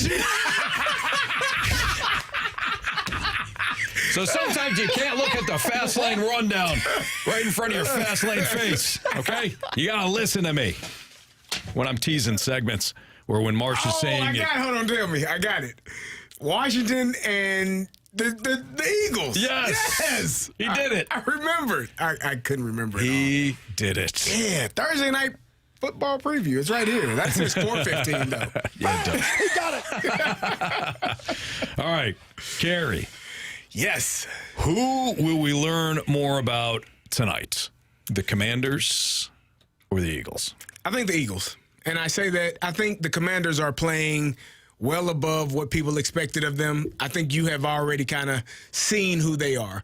This is an opportunity for the Eagles to play, to win, to get first place in the division right now. I think that they are to solidify themselves as first place in the division. And so you're going against a really good team in Washington. There are times when I'm watching Jalen Hurts that I get a little bit frustrated because the ball doesn't come out quick enough. Like, it doesn't come out on time and on target unless it's a go route to A.J. Brown or Devontae Smith. Then the ball is on time. But there are times where there are intermediate routes where he's holding on to the ball too long, scrambling, getting sacked, having to throw it away, and it just isn't as crisp as it needs to be. I want to see them give the ball to Saquon early and often. I want to see them passing the ball to Saquon in the screen game and check downs. And then get your guys, A.J. Brown, get him involved in the game early. Mm-hmm. So, for me, it's the Eagles because they are kind of that team that every week we're like, we can see it, and then they lose to the Bucs or they lose to the Falcons. You're like, who are they? Mm-hmm. But they are a really good team that has elite talent at the skill position, especially offensively. So for me, I think this is more about what the Eagles are capable of doing and if they are able to solidify themselves as the best team in the NFC East. I'm with you. I think it's the Eagles. I think we learn more about the Eagles. We know. I feel like I know the Commanders. The Commanders are a pesky team. They don't know they're not supposed to be good in year one. Right. And they have been competitive virtually every game this year except for week one against the Bucs. Mm-hmm. And that was Jaden Daniels' first NFL game. That's Dan Quinn's first game with the Commanders as their head coach. Right. And they fell behind early and they were just kind of playing catch up and they didn't know what the hell they're doing. Since that point, the Commanders have been in every game, including the one against the Ravens in Baltimore. That wound up being a 7-point game. Yeah. So for me, what do the Eagles look like? If you look at their schedule, since they lost to the Buccaneers themselves, they have went on a 5-game winning streak. Mm-hmm. But Carey, let me tell you who they played. They hosted the Deshaun Watson-led Browns, which is only slightly worse than the Browns featuring Jameis Winston. It might be actually much worse. The Eagles, yeah, it's true, much worse. After that, the Eagles went to New York to play the Giants. Mm-hmm. After that, pretty good win against the Bengals. Yeah. 37-17. They whooped them pretty good. Cincinnati, though, doesn't have a winning record. I think the Bengals are better than what they've showcased, but still, losing record. the Jaguars, and they had to hold on, and Dallas with Cooper Rush. That's the 5-game winning streak. Cleveland, the Giants, the Bengals, the Jaguars, and the Cowboys. I don't know if you're any good yet. Mm-hmm. I know you have you clearly have improved, but are you that team that you were 2 years ago, or even the first half of this season, last season, I should say? Are you anywhere close to that, Eagles? So I think we stand to learn a lot more about that team than we do the Commanders. Yeah, looking at it, that they only have one team on their record that has a winning record. One team that they've beaten that has a winning record, and that would be the Green Bay Packers. That's it. Like the rest of the teams are under 500. Yeah. But that Cincinnati game was a really good game. That was probably the best game of those 5 that they've won in a row. Agreed. And to give them much credit, I mean, defensively, last week versus the Cowboys defense actually was getting after Jalen Hurts. That's why I'm saying he's holding the ball too long. Mm-hmm. So I think this is going to be a good challenge for them. I think that they are the better team. I think they have the better players. When it comes down to X's and O's and coaching decisions, we'll see. We'll see how it all plays out. But for me, I think they are the better team, and they have more talent, so they should win this game. That's how I feel. That's what I think. I just don't trust Nick Sirianni. Yeah, just get him out the way. But you know what? I don't know if is it so much Nick Sirianni or is it Kellen Moore? I think both of them together combined to make bad. A combustible Well, that's not great. Well, you know what? It's Nick Sirianni. Because he's the head coach. Exactly. But there are I think as much as I would love to put it all on Nick Sirianni, I would put some of it on the OC. And again, Jalen Hurts has to get rid of the damn ball. Like, you cannot hold on to it that long. You blame the head coach because everything that happens it falls on him. Yeah. Good, bad, or indifferent. I would give the OC some of the play calling, some of the blame for the play calling. How you don't get Saquon Barkley involved in the game plan early and often, how you don't get A.J. Brown involved in the game plan early and often, that's a problem. But then I also blame some of it on Jalen Hurts as well. Because if you watch him play football, it's almost at times, if it's not a go route, he doesn't know what to do or how to get the ball out quick enough. Yeah. And as a receiver, I'm sure it's frustrating. As an offensive lineman, I'm sure it's frustrating because you know the play calls. You know what the timing is of a route, and you want to know where your quarterback is in the pocket. Mm-hmm. There are times where the ball should be gone. It's a clean pocket. There's nothing there, and he's not finding the guys. He doesn't know pre-snap coverage where the ball should be going and post-snap coverage where it should be going as well. So for me, that's part of the problem. It's all 3 levels. It's the head coach, the OC, and the quarterback. You know how you solve that? Run the damn ball. I know, hand it off because the blocking schemes are what they are. Hand it off and let him run. And now it opens up some of those looks because there's another safety brought down into the box. You want to cover A.J. Brown one-on-one, good luck. Go for it. Do your thing. Mm-hmm. I wish you well.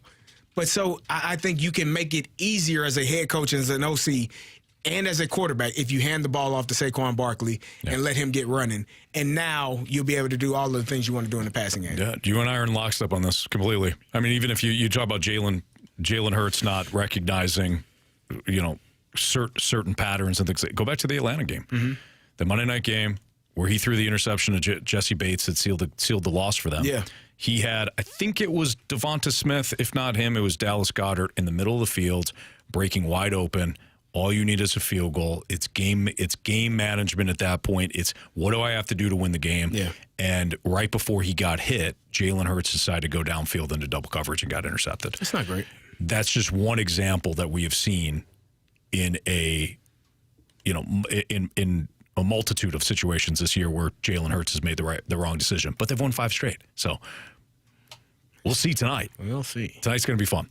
It's the Fastlane on 101 ESPN. We do have the Gauntlet coming up in 15 minutes, but coming up next, we've got Hot Take or Hot Garbage. If you want to participate, you can. 314-399-9646. Again, 314-399-9646.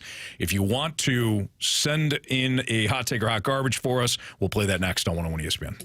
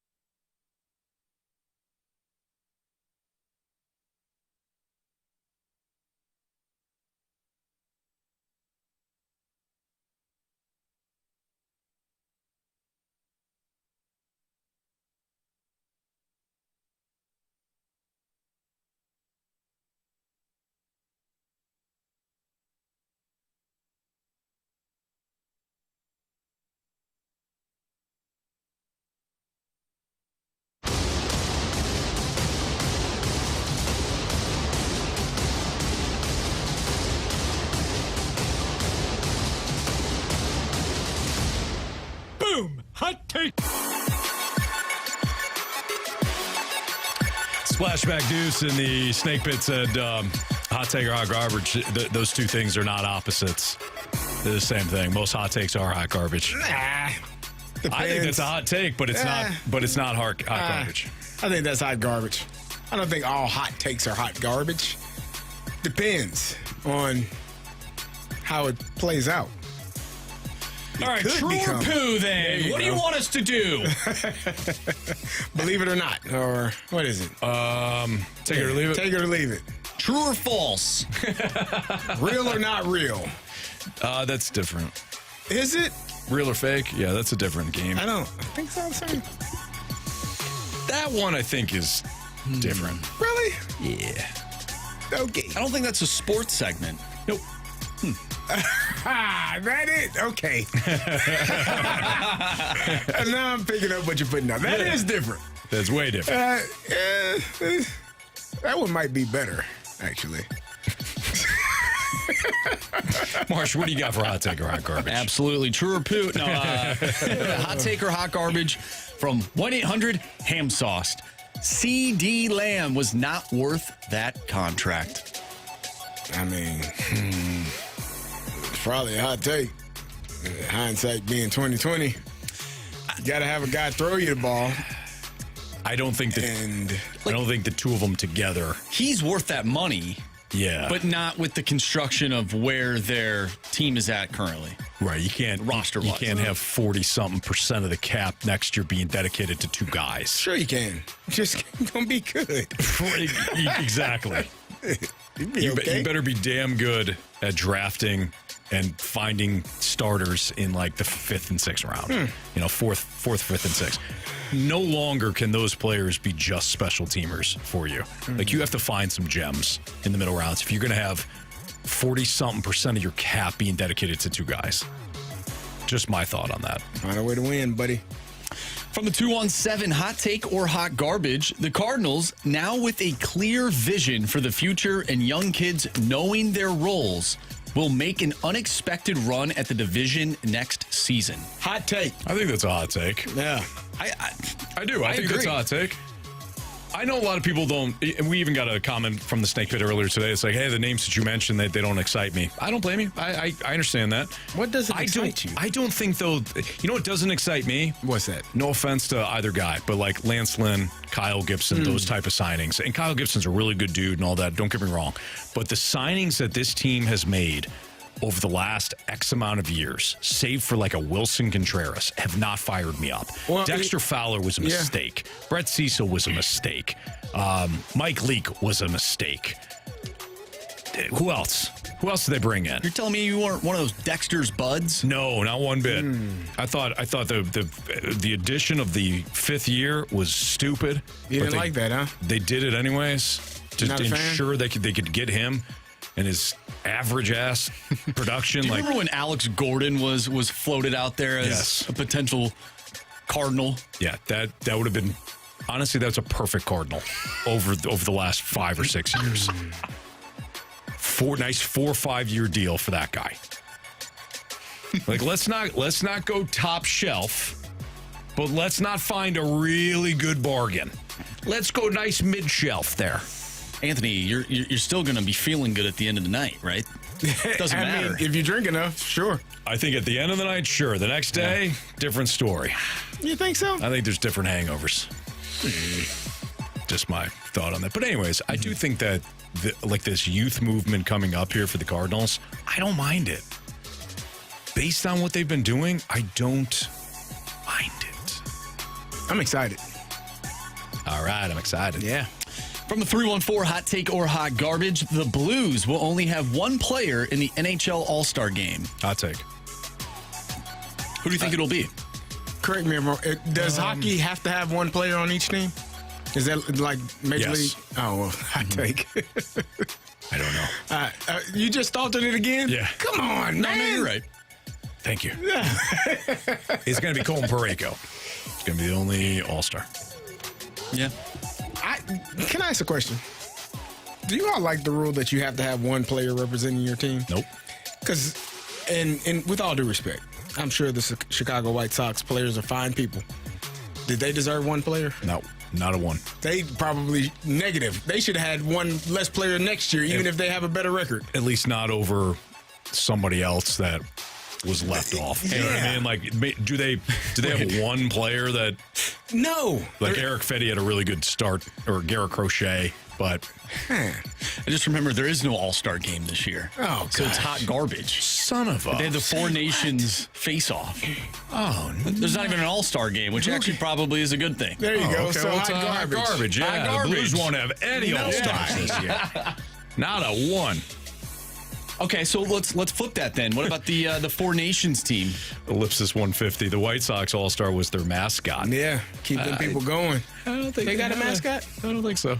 It's not a white sock. Just That would be wandering hilarious. around. They do not have a white side. No?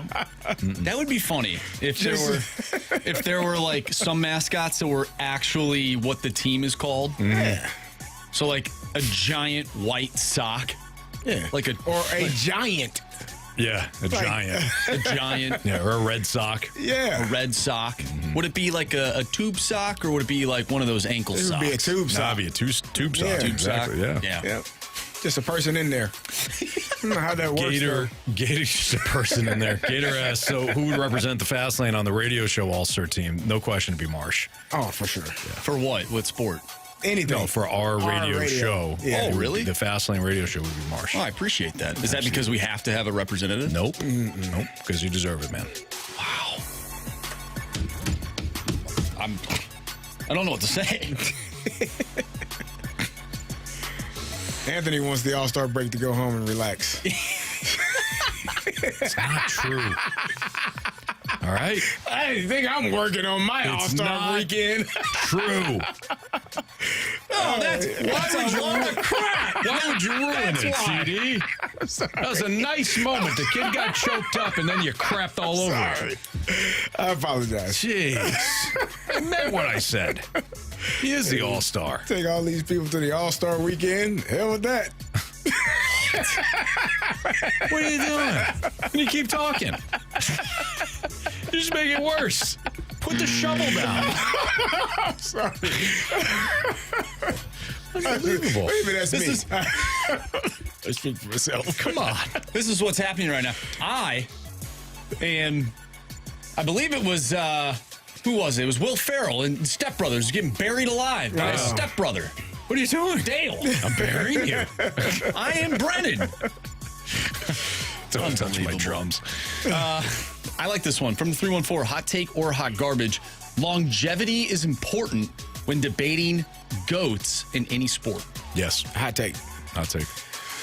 Now, I do think there are, like, Exceptions to the unbelievable rules. athletes. Unless it's Like, Michael Jordan. Well, he had longevity. If we're having the conversation about athletes, He did. Not compared to LeBron. Yeah, I mean, nobody has longevity. Michael Jordan played 15 years. yeah, that's Damn long. we good. LeBron played 20. Like, get him. But if we're having the conversation just pure athlete, and you're not going to talk about like Bo Jackson, I'm sorry, that's end of discussion. Yeah. How long did Barry wind up playing for? Was Barry, he like 10 years? 8, 10? I don't know why I thought Barry Larkin just Barry Larkin? automatically. No, Barry Sanders. Barry Larkin You was former running back. was one of my favorite players. I'm sorry. Yeah. Barry Sanders? Yeah. I think he played 10 years. Did he play 10? Maybe 11. Yeah, 10 seasons. I feel like that's pretty good, though, for a running back. It's really good for a running back. Yeah. But, man, if Yeah. you remember it, I don't know where you are on the. I know you know Barry Sanders. Yeah. I don't remember watching. Well, it. I watched the documentary of, what's it called? Is it called Catching Barry? Catching Barry. Yeah. On yeah. Prime.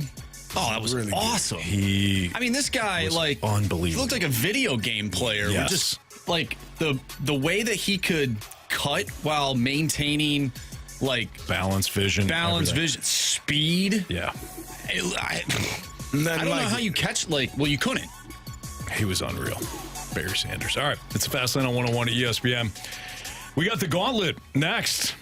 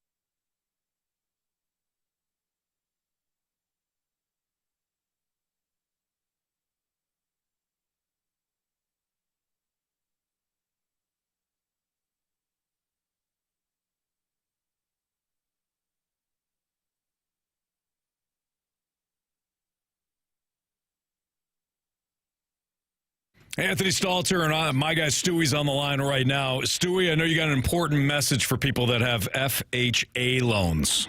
A lot of folks out there went ahead and got these FHA loans, even though they had great credit. The lender said, hey, this is a better rate, better deal.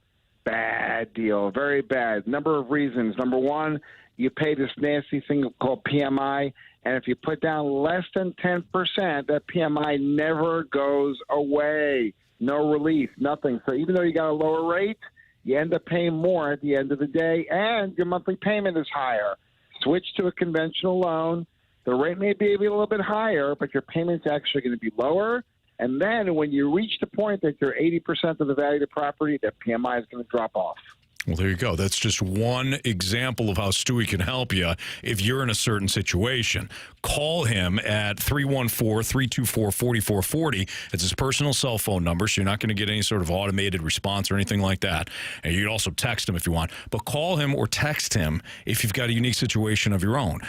Don't bypass an opportunity to call Stewie just to see if he can help you out with something, even if you're in a unique spot. Stewie has told me multiple times different stories where people have called him and say, hey, you won't be able to figure this out, and he does. So let him prove it to you. He is the best when it comes to loans, when it comes to refis, debt consolidation, anything. Give him a call, 314-324-4440. If you miss that number, you can always Google the Bagel Loan. Thanks, Stewie. Have a good night, guys. NMLS number 226715.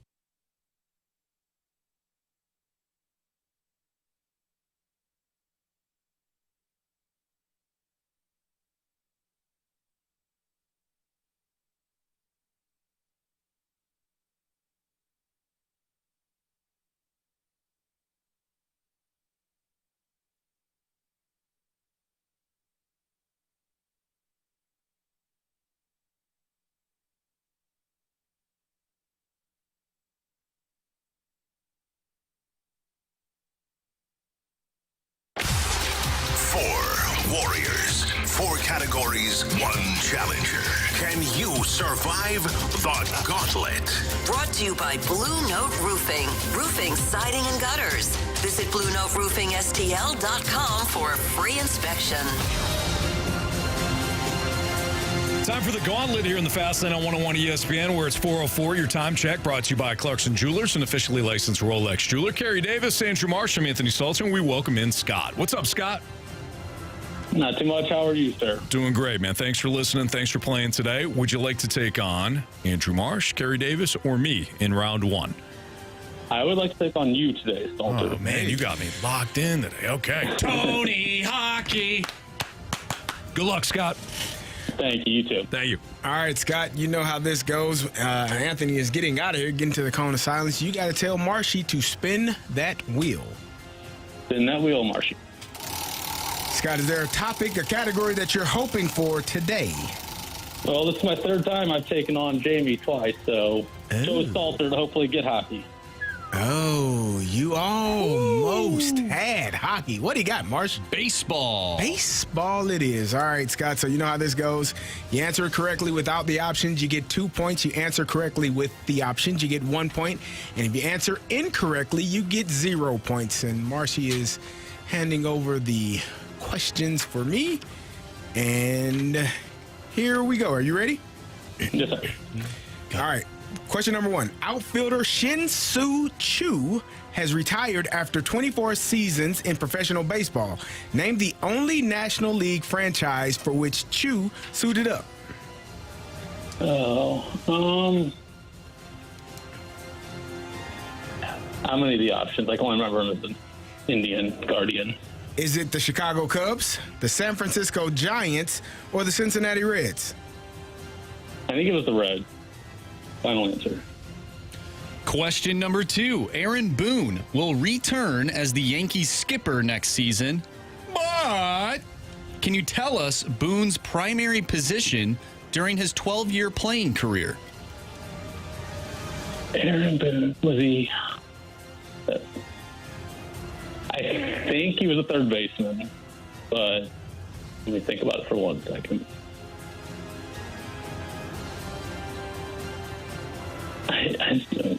Yeah, I'll just go third baseman. Final answer. Question number 3. Red Shandies managed the Cardinals to the World Series title in 1967 when they defeated which AL pennant winner? I believe was that the Tigers? I will go with. I'll go with Tigers. Final answer. Question number 4. In 2001, St. Louis traded longtime outfielder Ray Langford to the San Diego Padres, who came back to the Redbirds in return. Is that I'm drawing a blank. Woody. What are the options, please? Options are Chuck Finley, Brett Tomko, or Woody Williams. Woody Williams. Final answer? Final answer. Yes, sir. All right, we'll get Anthony back in here. How you feeling, Scott? Well, I wish I would have remembered Woody Williams' last name. Hopefully that's right, but... All right, well, we'll see. Anthony is coming back in. He's putting on his headphones, and he is ready to roll. How was the cone of silence, sir? You know. Silent? Silent. Nobody there? Nobody. Nobody home. All right, well, your category today is baseball. You know baseball. Yeah, sometimes. You played it. I did. Yeah. I did play it. Marshy. Pack a lunch. Okay. All right. You ready? Ready. Question number 1. Outfielder Shin-Soo Choo has retired after 24 seasons in professional baseball. Name the only National League franchise for which Choo suited up. He was a Red, I believe.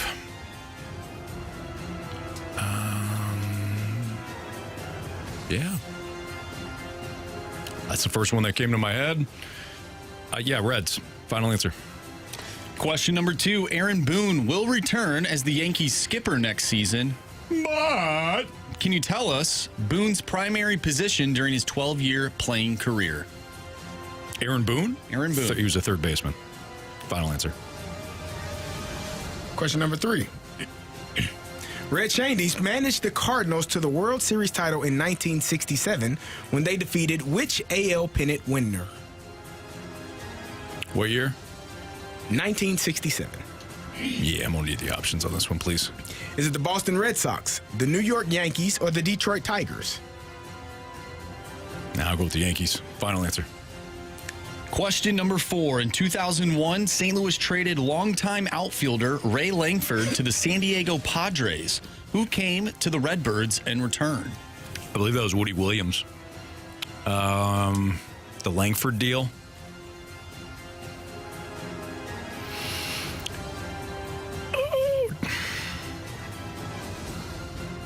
I'm pretty sure that was Woody Williams. Woody Williams, final answer. I feel like I should have maybe asked for the options there. Maybe. Maybe.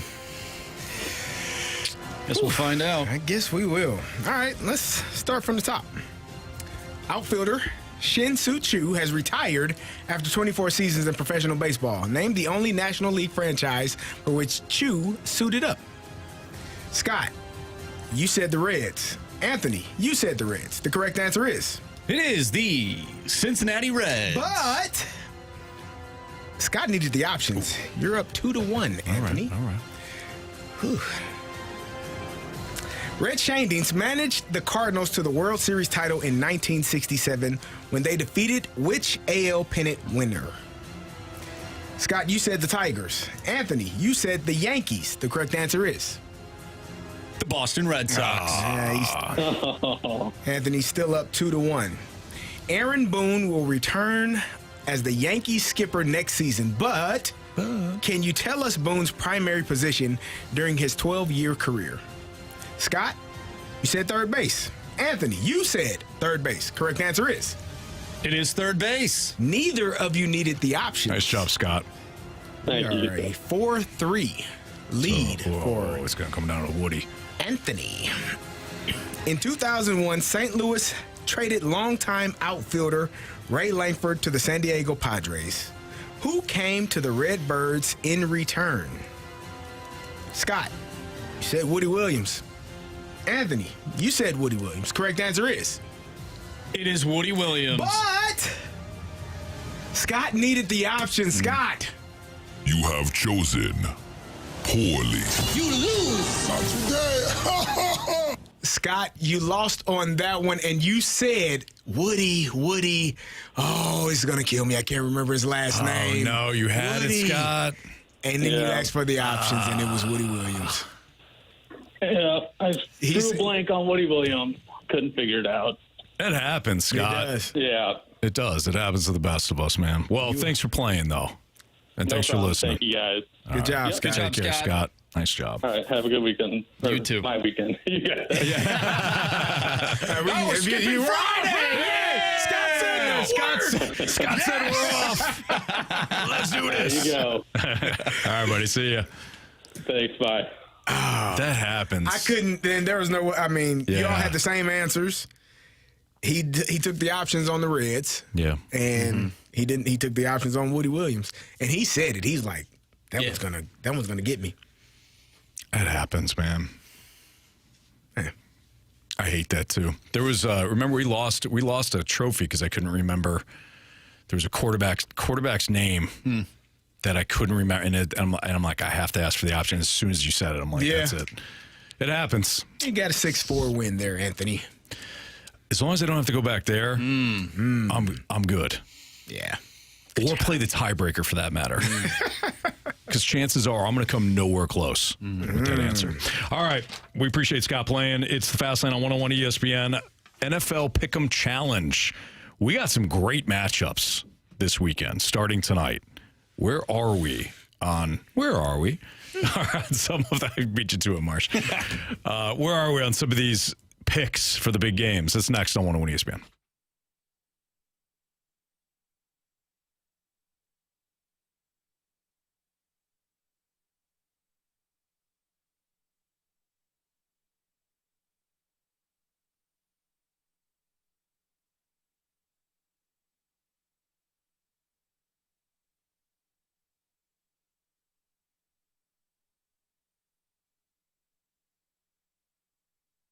Hey, it's Carey, and if you're a contractor or you own a business that needs recycling, you need to know about my good friends over at Scrap Mart Metals. They are tailor-made for your business to meet your schedule and your budget.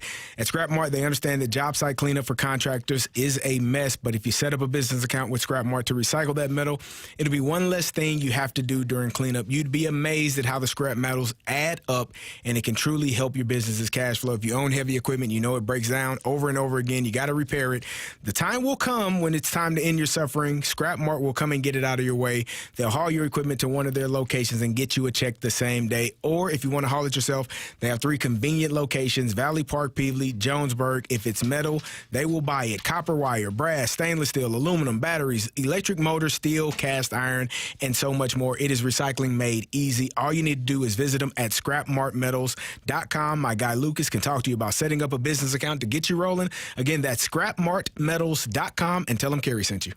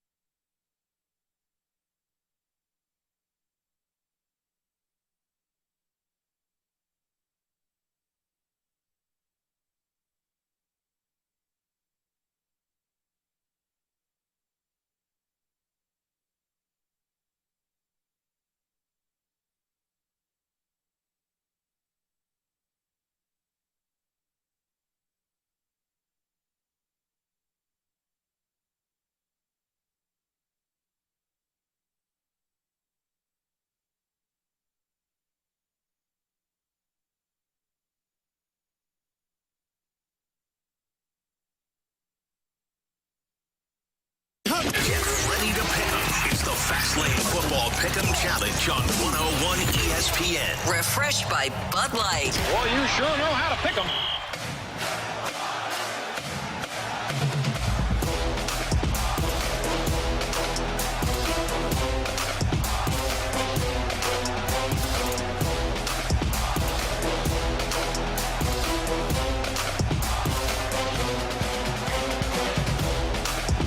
Some really interesting matchups in the NFL this week, starting with tonight's game between the Commanders and the Eagles. You've got Steelers and Ravens, Marsh.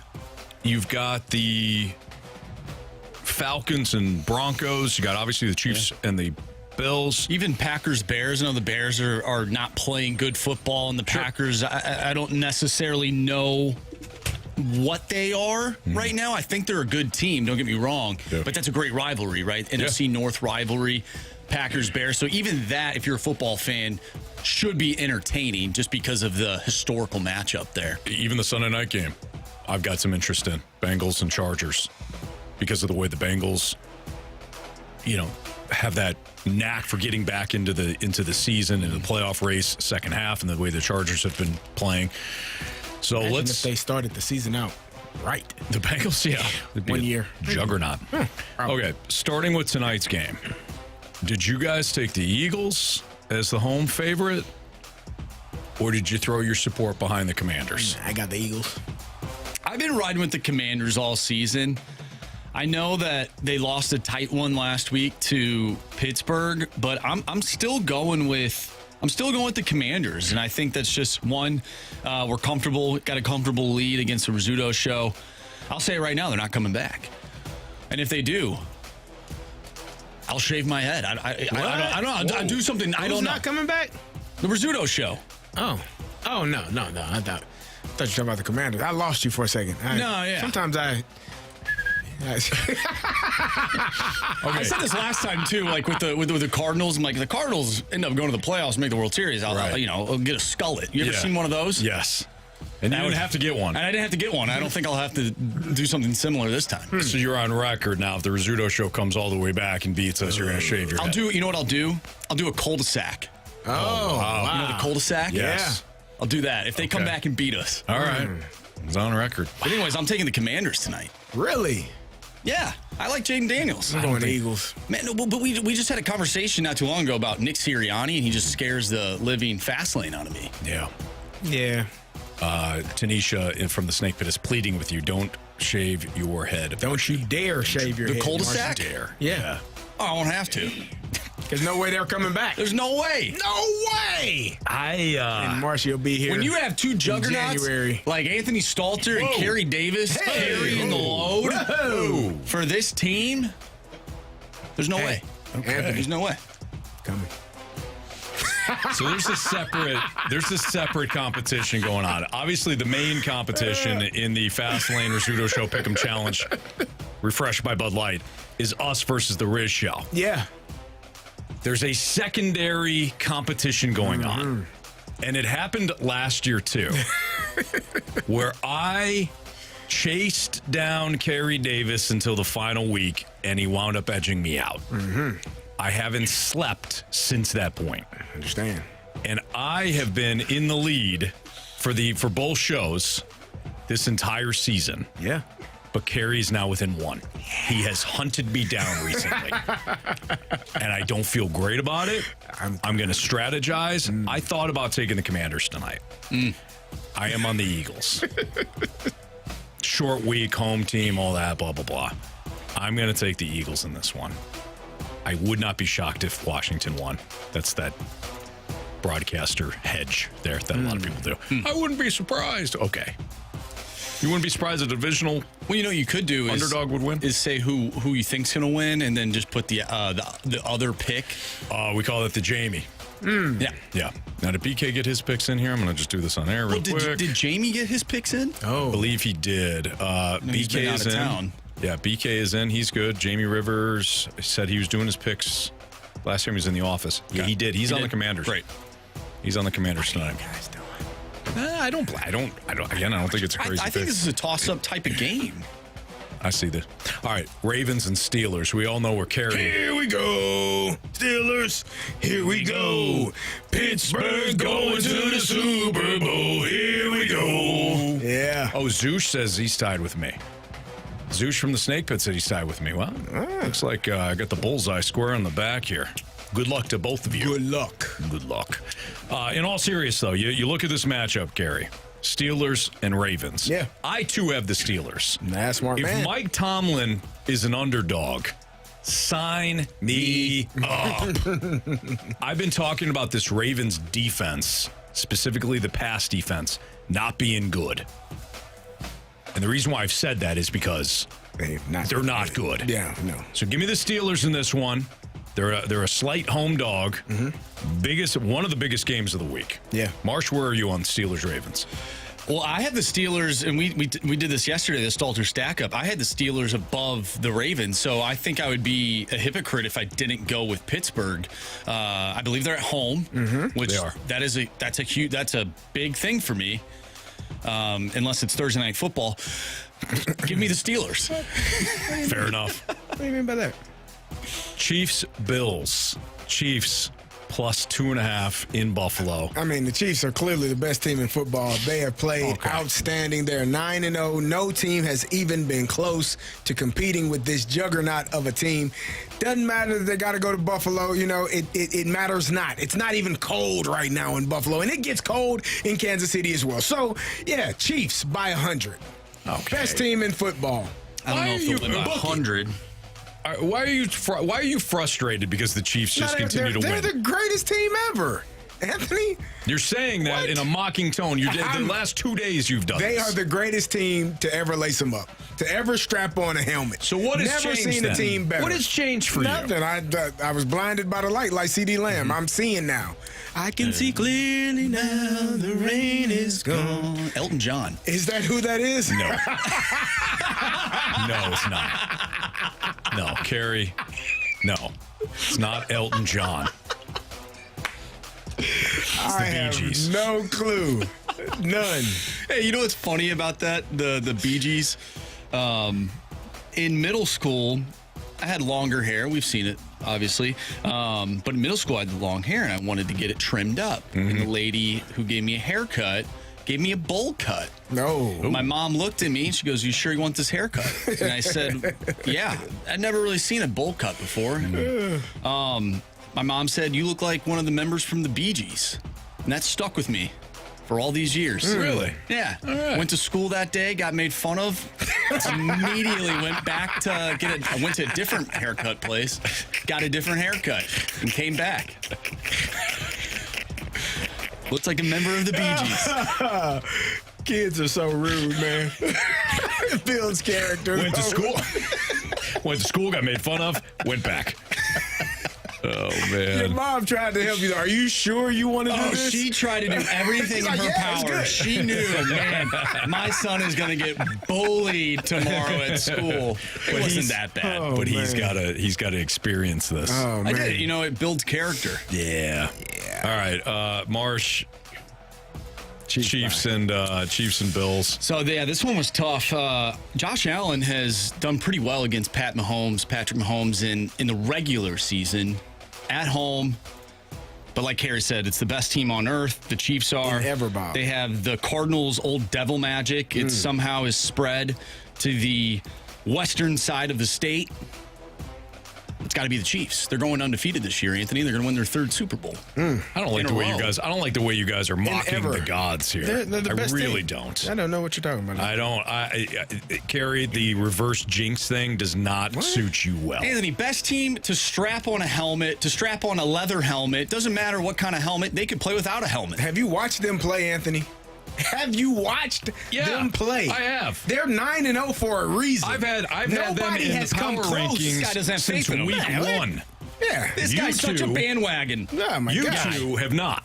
And every week I got to fight you guys. And I've been wrong, Anthony. Thank you. I've been wrong. That's all. It's the best team ever I've ever laid eyes on. Just a little accountability. The best team I've ever seen. Anthony, stop gaslighting us. Okay. Okay. Yeah, all these guys do is win, and you guys don't give them the respect. You're absolutely right. They're 9-0. That's all they've done this year is win. All they do is win, no matter what. Mm-hmm. Yeah, they got amazing. money on their mind. Yeah. Can't get enough. Exactly. That's DJ Khaled. I do know that one. I thought it was Creed. No. All I do is wear no matter what. It's not even 5 o'clock yet. No, it's not. You can honestly turn any song into a Creed song just by doing that voice. Yes, that's correct. All right, Broncos and Falcons, no doubt about it. Broncos get it done. I got the Falcons. Why do you keep picking them? Because they're going to win the division. No, and they have maybe. to be. Well, they don't have to be a above 500 team, but they're not winning in Denver. They're just not. Sure, they are. They're going to correct some things, get some things straightened out. I don't think so. Yeah. Drake London back? Is he still hurt? He played last week. He played last week. Yeah, he's good. Yep. There you go. He's fine. Good to go. All right, last one here. Bengals and Chargers. I got the Bengals. I have the Bengals as well. I don't necessarily feel great about it, but I think they go into L.A. and knock off the Chargers, even though the Chargers are playing incredibly well. That's the game. We used to do the whole what game will keep you up at night and you'll flip like 9 times. That's the game. Because I could see me eventually landing on the Chargers by Sunday. Well, yeah. Sunday morning. I mean, there are no really. Maybe the Seahawks, 49ers. I don't know who I picked. I think I picked the Niners, but. Of course you did. I mean, I could see the Seahawks winning. Who knows? Oh, Browns Saints. I picked the Saints. I don't know. I mean, the way they beat up on the Falcons last week gave me a little hope. Absolutely. And I think they have more explosive players. I don't know if Chris Olave is back or not. No, he won't be. But they've got Marquez Valdez-Scantling, and that's all they need. Oh gosh, Anthony, that's not. They got Van Jefferson. That's all. I mean, Marquez Valdez-Scantling. That's all they need. Did you see Van Jefferson, by the way? In Pittsburgh? Yeah. What did he do? I missed it. I almost texted you. There was a play where the ball wasn't that badly. I can't remember if it was overthrown or underthrown by Russ. It was either way. Like it was going to be a tough catch. Yeah. And Van Jefferson just flat out like, nah, I'm good. He didn't try? No. He won't play much longer. He shouldn't. Yeah, he won't. All right, it's the Fastlane on 101 ESPN. I say this every time, too. Sean Jefferson was such a competitive receiver. That's his father. Right. He was such a competitive receiver. We've got our Sports Six-Pack coming up next, so if you've got a question for us, 314-399-9646. That's our Air Comfort Service text line. Text in your question, and we'll answer them next on 101 ESPN.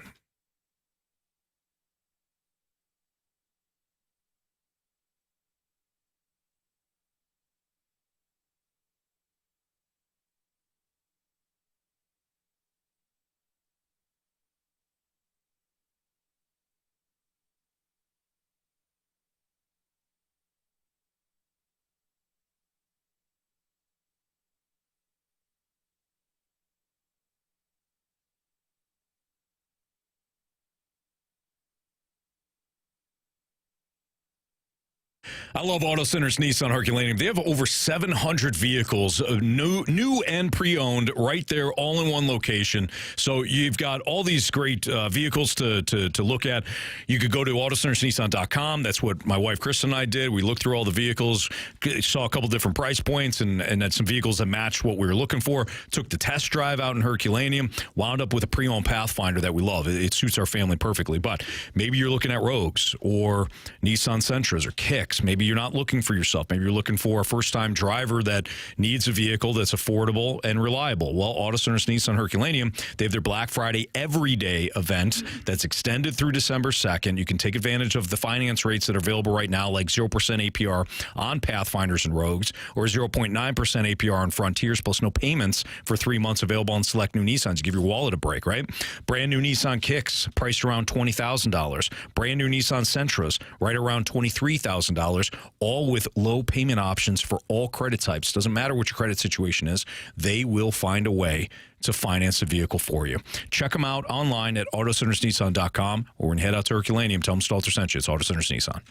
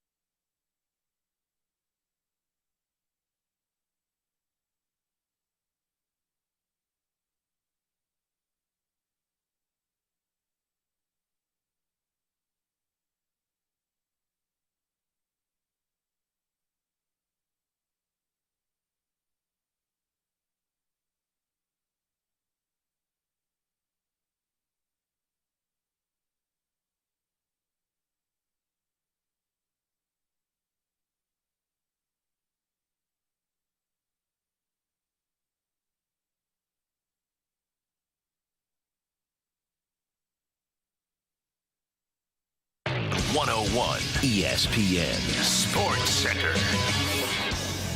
I'm Andrew Marsh. It's time for a Sports Center update driven by Johnny Londoff Chevrolet and Johnny Londoff Autoplex. The Blues in action tonight, taking on the Buffalo Sabres. You can listen to that one right here on 101 ESPN. Pregame starts at 5:30. Puck drop is at 6:30. You'll hear Chris Kerber on the call tonight. We had him on the show earlier. If you missed that interview, make sure you go to 101ESPN.com or check out the free 101 Schaefer Door Company mobile app. Just head to the podcast page and you'll find all of our interviews and full shows there. And it's all brought to you by Dobbs Tire and Auto Centers. Coming up next, we have our Sports Six Pack. So get your questions into the Air Comfort Service text line 314-399-9646. Six Pack coming your way next. I'm Andrew Marsh, and the Sports Center update is driven by Johnny Londoff Chevrolet and Johnny Londoff Autoplex. See them at londoff.com. Chevy, together we drive. Are you kidding me?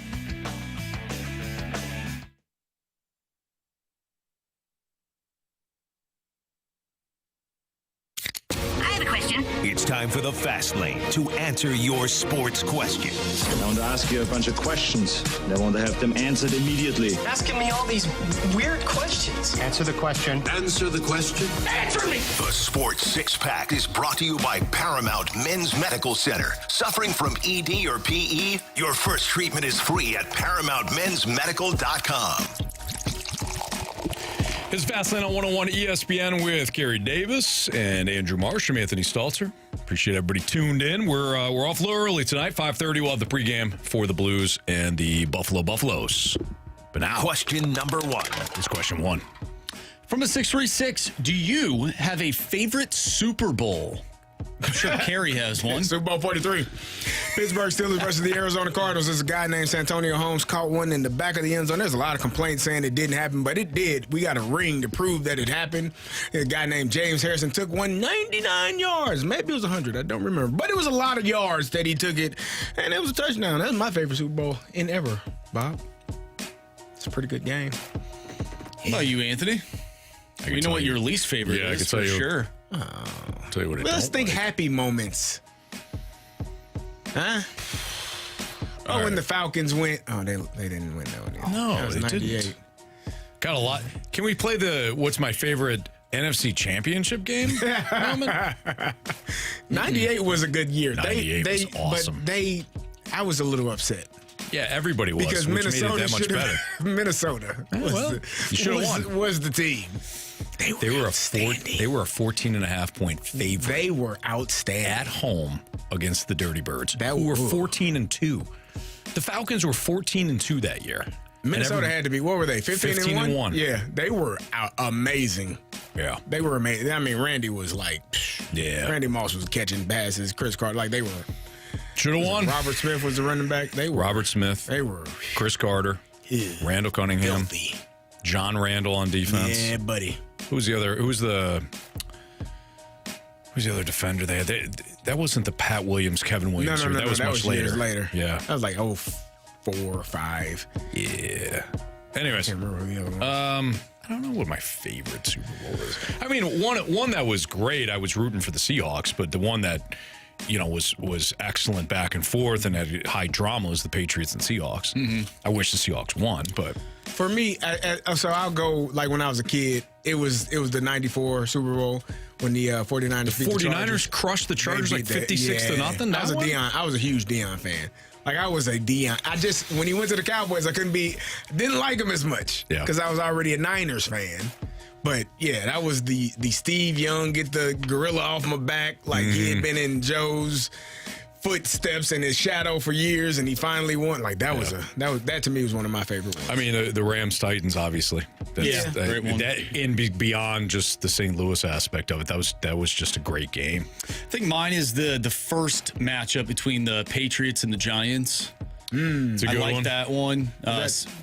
Was that Mark? No, that was Tyree. That was David Tyree. That was David Tyree. I like that one. I mean, your Super Bowl was incredible. Fantastic. That had everything. Yeah, that was a great one. Including James Harrison rumbling, bumbling, stumbling, tumbling for 99 yards and the pick six. And what was interesting about that one too was when when he caught the ball, It's not like that was the final drive of the game. Like the Cardinals Cardinals were got to driving down the field, and I think they made it at least to the 50-yard line. And Woodley got a sack, I believe. Yeah, which ended the game. Yeah.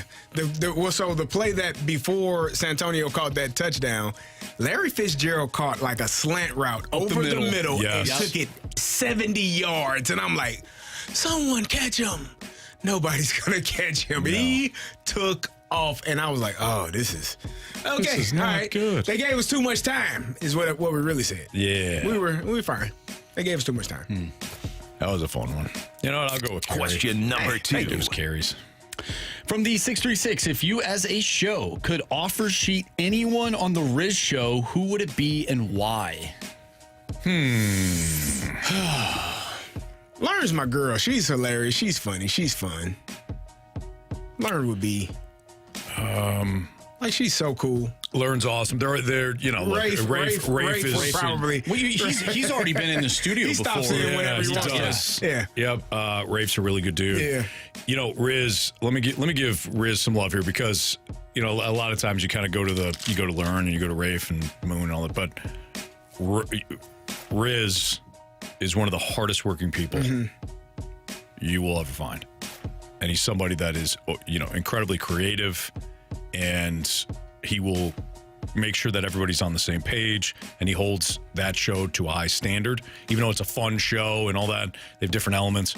They have those elements because of Riz, right? And they don't get to the degree, the success, the ratings success, the money success that they have on that show without him. So I'd say Riz. From the 314, what Super Bowl is closer than 99 Rams? Which one? Tell me which one. What the fast lane is wrong with you guys? I said it's a great Super Bowl. Yeah, I said it. It was said a couple of times. Yeah. It's not my favorite Super Bowl, though. Sorry. Yeah, the one that Kerry participated in was what's your favorite Super Bowl? Yeah. The hell you gonna tell me? Like I was 3 years old when that happened. If I'm talking about the ones that I've actually watched and remembered, like I kind of remember that, but not really. No, it was a great game. I was a senior. I was a senior in high school. I know exactly where I was. I was at a buddy's house in like their basement, like friends and all. It was a great game. Awesome game. Comes down to the end. There's been a lot of great Super Bowls. Like this past Super Bowl was awesome too. The past 10 or so Super Bowls, save for the dud Rams Patriots 13-3 game. And the like Seahawks Broncos was not good either. But at least no, it wasn't at all. That was terrible. But at least the underdog won, and it was kind of a shock, right? Like everybody's expecting the Broncos to whip them. And immediately there's a safety on the first play because of bad snap. Like there was at least some elements there, right? Defensive touchdown. But the majority of the Super Bowls over the last 10 to 15 years have been very close. Yeah. But yeah, that Super Bowl was great. You're so angry. Get off our backs. I think we should take a break and just cool down for a little bit. Let's do that. All right. Let's do that. Let's cool. Let's make sure we get our heads together. Okay. All right. Yeah, March, I like that. I like that. That's a good call. That's why you're the Fast Lane All-Star this season. Fast Lane All-Star representative. Yeah. Kerry, shut your mouth. Please, shut your mouth. All right, we've got our continuation of the Sports Six-Pack next on 101 ESPN.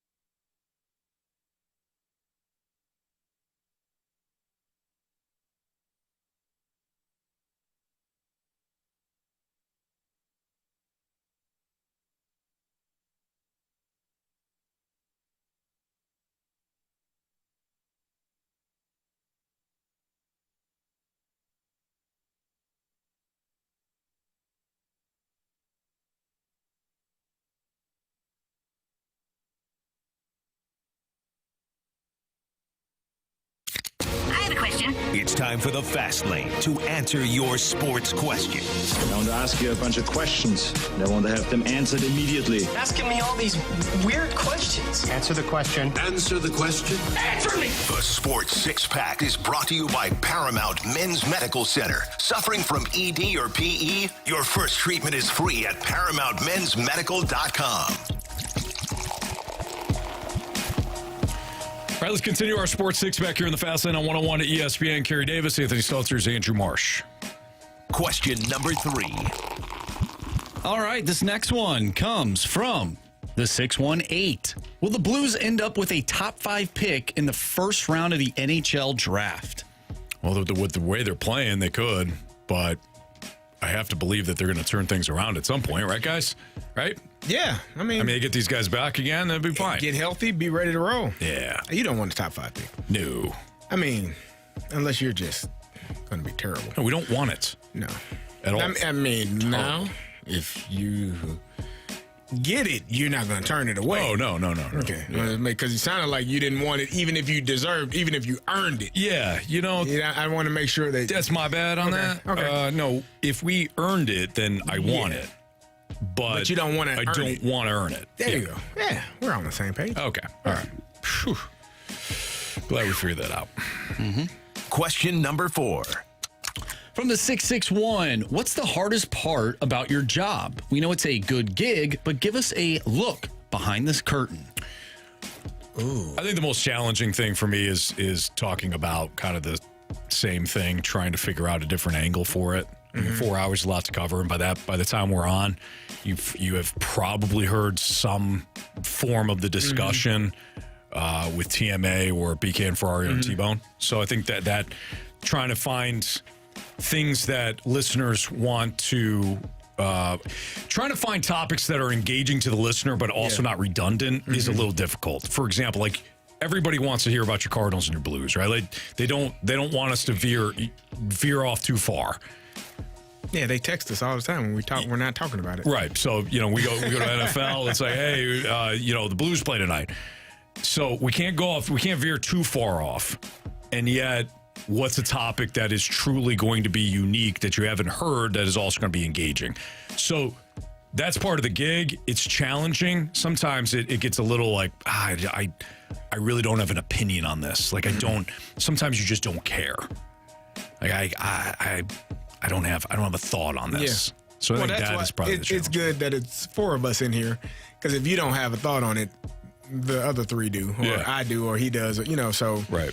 We don't all have to, and we all usually have different opinions. Like you and I don't agree on football at all. I don't know Which why. is crazy, because I respect the hell out of you. Same here, but I don't know what you're. Sometimes I'm like, I don't know. Yeah, what is he talking about? I think the hardest part for me is trying to find a window, go to the bathroom. Oh, that's hard. Well, we'll talk about that in a minute. Marsh is. I'm being dead serious. Marsh is starting to sweat today. So, for those that don't know, Marsh runs. Obviously, he runs the board. So, if he leaves. And it's like I come back in late sometimes. You come back in late sometimes. We're already back into the segment. Jamie does. Like we're not already talking. Not all the breaks are timed the same way. Some are 4.5. Some are 3. Marsh can't leave and not be back when the show starts back up. That's why I have my timer. He has a timer on every time he walks out of the room. Yeah, so 2 minutes every time. He's got to be back in here. So he doesn't have a whole lot of time to mess around. He got to get to work. So I'm sure that is difficult for him. Splashback Deuces. Then boom, Freedom Friday was born. That's exactly right. 100%. That's exactly right. Yeah. Are we close? Topic development's tough sometimes. Well, especially on like days where, and there's certain like strings of time throughout the year too, where it's like things aren't kind of meshing together. Like right after Super Bowl, especially last season, like Cardinals hadn't started up yet. Blues were like, all right, we're at that point of the year where it's I would call it the dog days of hockey, like February, March, if you want to compare it to baseball. And so, I don't know, it's just like last night, for instance, there's nothing really happening. And I know a lot of people don't want to talk about the NBA.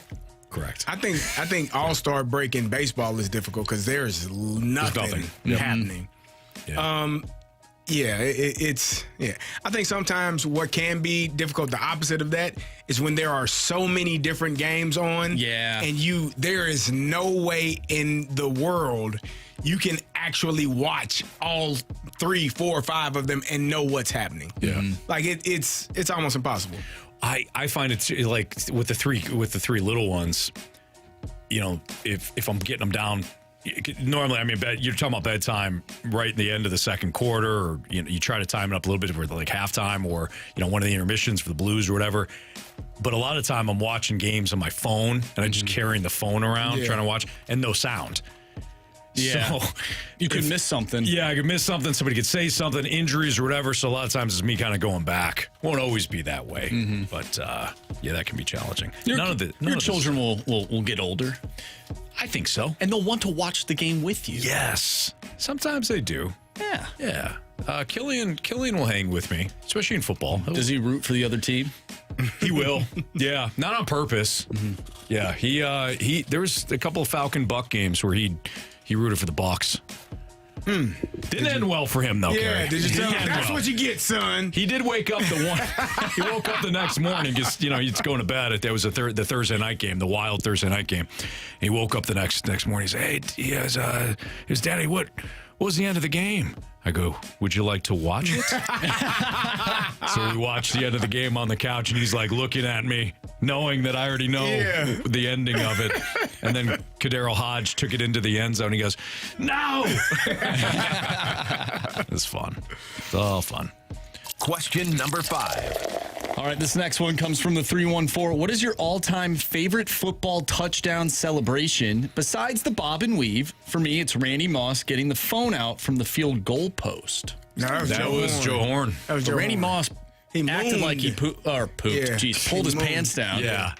I like that one. That was great. I like that one because Joe Buck flipped out.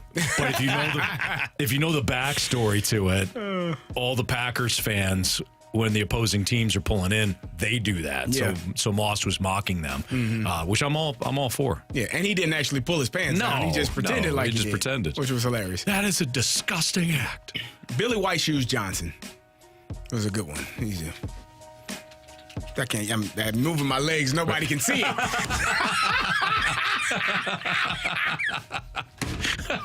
It looked good, though.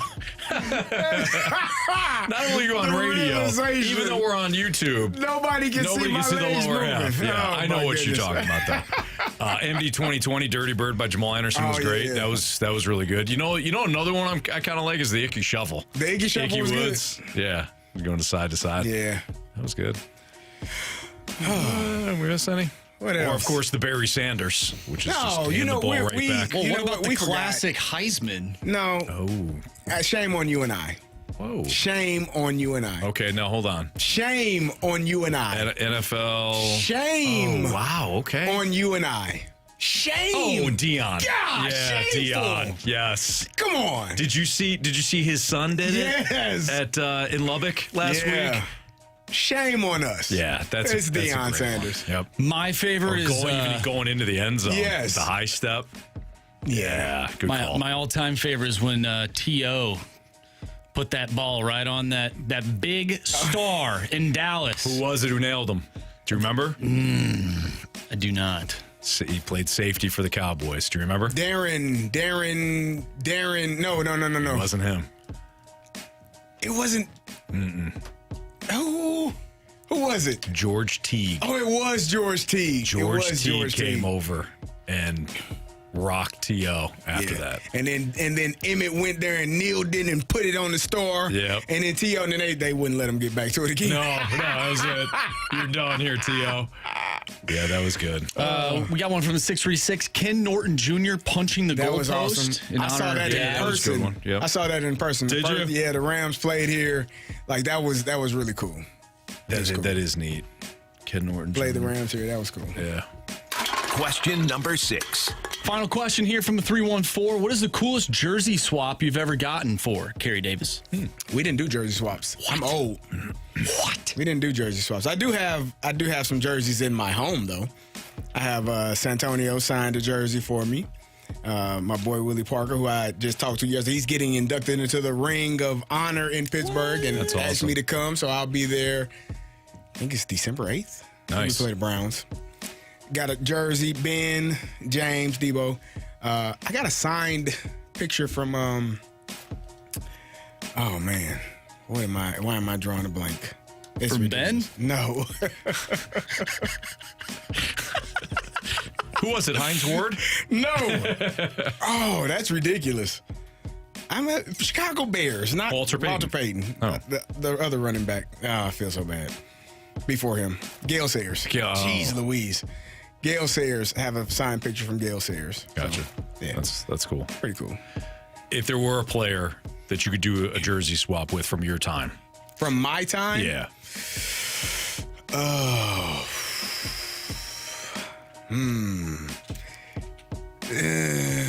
I hate it. Nope. Not gonna do it. Nope. What about like Peyton Manning? Okay. Yes. Yeah. Peyton. That seems safe. Yeah. All right. You know what? Probably Edgerrin James. Edge was like Edgerrin James. Okay. Edge. Yeah. I love Edge. Edge is one of these. I tell people this all the time. People look at him, and you might think he's a dummy. He's one of the smartest people I have ever been around. Oh yeah, I didn't think. Yeah. Life. I didn't think. Like Edge is extremely intelligent. Yeah. Yeah. He was he's a great teammate too.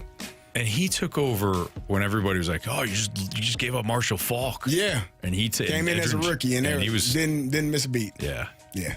Was he part of that? He was part of that Miami team. He was there right before like Willis and Clinton and Najee and I'm still amazed by Frank. The Willis, Clinton, Frank, Najee. I think it's one Jeremy more. Shockey. Like they had some guys. Santana Moss. Yeah. Reggie Wayne. Yeah. I mean, come on. That's just offense. That's just offense is right. All right, it's Fastlane on 101 ESPN. The biggest question of the day got moved up here because we're off at 5:30. So let's get into the biggest question of the day next on 101 ESPN.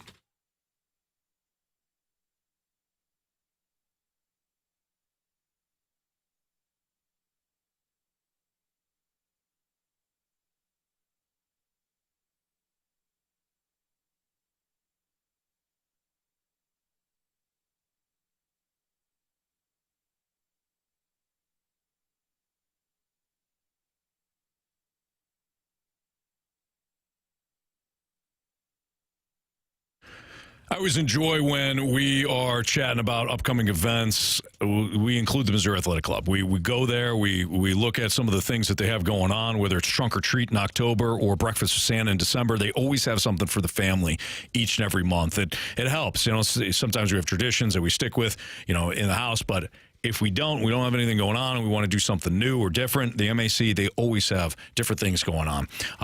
When it comes to downtown location of the Missouri Athletic Club, their speaker series are always fantastic. Or if it's just the day-to-day going to the West Clubhouse, maybe working out or seeing buddies like Dan McLaughlin there and kind of getting something to eat or whatever, just chatting with those guys, it's always great. That's my MAC, Missouri Athletic Club.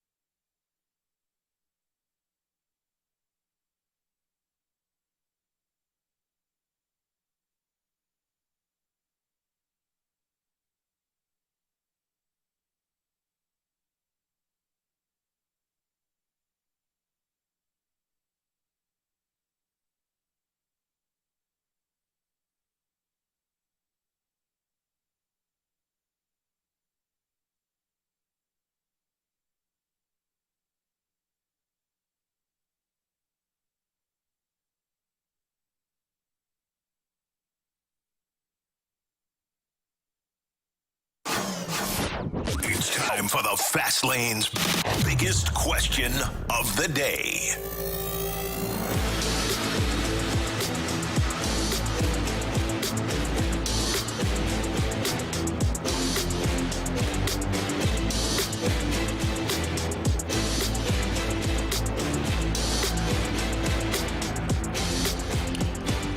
.504, your time check is brought to you by Clarkson Jewelers, an officially licensed Rolex jeweler. Syracuse was the answer.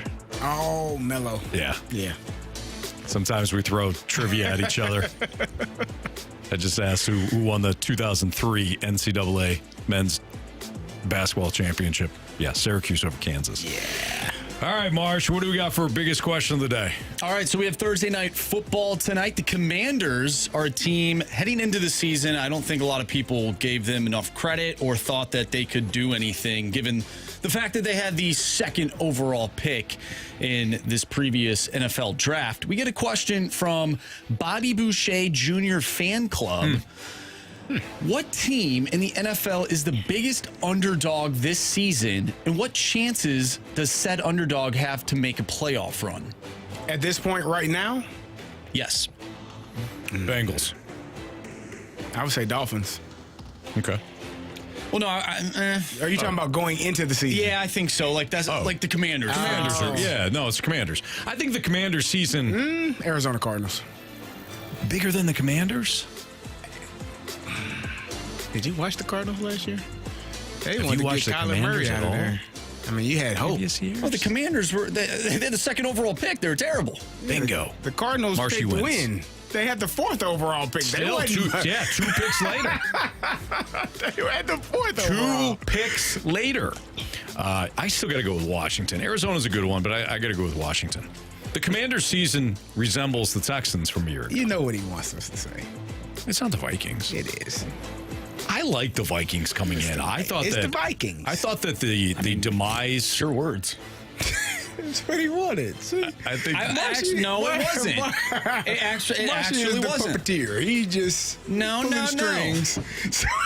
So he didn't get the answer he wanted. No, I didn't even ask the question. Fellas, It came on the text line. You picked the question, though. It was a great question. It was a good question. It was. I don't think I like the Vikings coming in. I thought between them and the Bills. You didn't like the Vikings more than you liked the Packers or the Lions. No, but I did say, Marsh, back me up on this. I thought that Sam Darnold could make them competitive. I never thought that. I know you did. I'm asking Frank if he had a good time. I felt like the playoffs would be the Eagles, the Cowboys, the Lions, the Packers, the Bucks. And then you would have 2 teams out of the NFC West, the 49ers, Rams, 49ers, Seahawks. The Vikings weren't on my list of a team that would be good this year. Because for one, I didn't believe in J.J. McCarthy, who was going to be the starter. And I think they might be better off now that Sam Darnold has played than if J.J. had started the entire season. I completely agree. He wasn't ready. I don't think J.J. McCarthy was ready. There you go. Ready. So I had the Vikings are on that list as well. They're on the short list. Commanders, Cardinals, Vikings. Yeah, the Chiefs are going to win the Super Bowl. Yes, they are. Who didn't know Chiefs, Lions. Who didn't know that? Super Bowl. Who's the one team in the NFC that could take down the Lions in the playoffs? 49ers. Is that the only team? No. Yes. Philadelphia Eagles. No, they can't. Yeah, they can. Carey. I don't think Philly's defense is good enough to stop Detroit's offense. So here's the thing. Nick Sirianni versus anybody? Here's the thing. Was Nick Sirianni the coach when they went to the Super Bowl a few years ago and lost to the Chiefs? Yeah, but Jalen Hurts was an MVP candidate that year. So they got the same players and added a better running back offensively. They got worse from the standpoint. We did a whole segment earlier where you were breaking down Jalen Hurts. And I told you that despite Nick Sirianni, what I told you they gotta run the ball. That's why the hell you go get Saquon? He's second in the league in Saquon's rushing. Awesome. He's Give him phenomenal. the ball. He jumps over people backwards, Anthony. I know. I've seen it. I know. Never seen nothing like that. But I've also seen Nick Sirianni make dumb decision after dumb decision after dumb decision. Just kick the field goal, man. Kick that. He blew the Falcon game and nearly blew the Jaguars game. I know how you feel. I know. Saquon dropped the ball. He did drop the ball. Great Which call. one? Stopped the clock. Great call. And gave Kirky football You got to execute, man. an opportunity to win that thing. And then guess what? You know what you still had an opportunity to do? Play defense. Okay. Everybody, it's a dumb call. Why'd you do it? It was. He dropped the ball. They kicked the field goal. You know what you had after that? You had a kickoff, and you had your damn defense out there to stop them. Let's not talk about that, right? Let's just blow past that part. Like the game was over when Saquon dropped the ball. It wasn't, man. It was still a whole nother drive left. Play damn defense. Oh, Kirky on a Monday night. What are we doing? Oh, Kirky football on a Monday night primetime game. Goodness gracious. Went right down the field on him. That's crazy. But in all seriousness, I don't trust Nick Sirianni. I think he's going to make a bad decision. And I think Dan Campbell's going to blow it for the Lions as well. But it won't happen until the Super Bowl. Don't wish that on. Don't you wish that evil on him? Andy Reid's just going to he's just going to look over in the sidelines. At one point, this guy's going to blow it. He ain't going to mess up the kickoff on He's going to screw it up. Overtime. No, he won't somebody do else. That. Yeah. But I think the 49ers have the best chance of ruining the Lions season. Have you watched again. the 49ers play this year? You know what I've seen? I've seen a banged up version of the 49ers. Nah. The second half version of the 49ers, sign me up. We'll see. Give me them Niners. We'll see. Okay. Well, who do you think in the NFC? Oh, you said the Eagles. What about you, Marsh? Who could take down the Lions? Who could take down the Lions? If the Bucks figure it out, they could. Like if the Bucks could overcome their injuries. I like the Bucks. I know they've been losing lately, but their losses look different. They than look most different. teams. Yeah, they're not like a Falcon loss. Exactly. You're absolutely right. Took the words right out of your mouth. You did. You absolutely did. You think the Bucks got a chance in the NFC? No way. Falcons are going to lose this weekend to the Broncos. You look at the Falcons' schedule coming up, it's not good. Falcons are going to win the NFC South. I don't think they do. Book it. It's done already. It's not. It's over with, Anthony. They got 4 wins. The Bucks have the easiest schedule from here on out. Falcons, they got Denver, they got Washington, they've got the only team that can compete with the Detroit Lions is the Philadelphia Eagles on the NFC side. It ain't the Rams.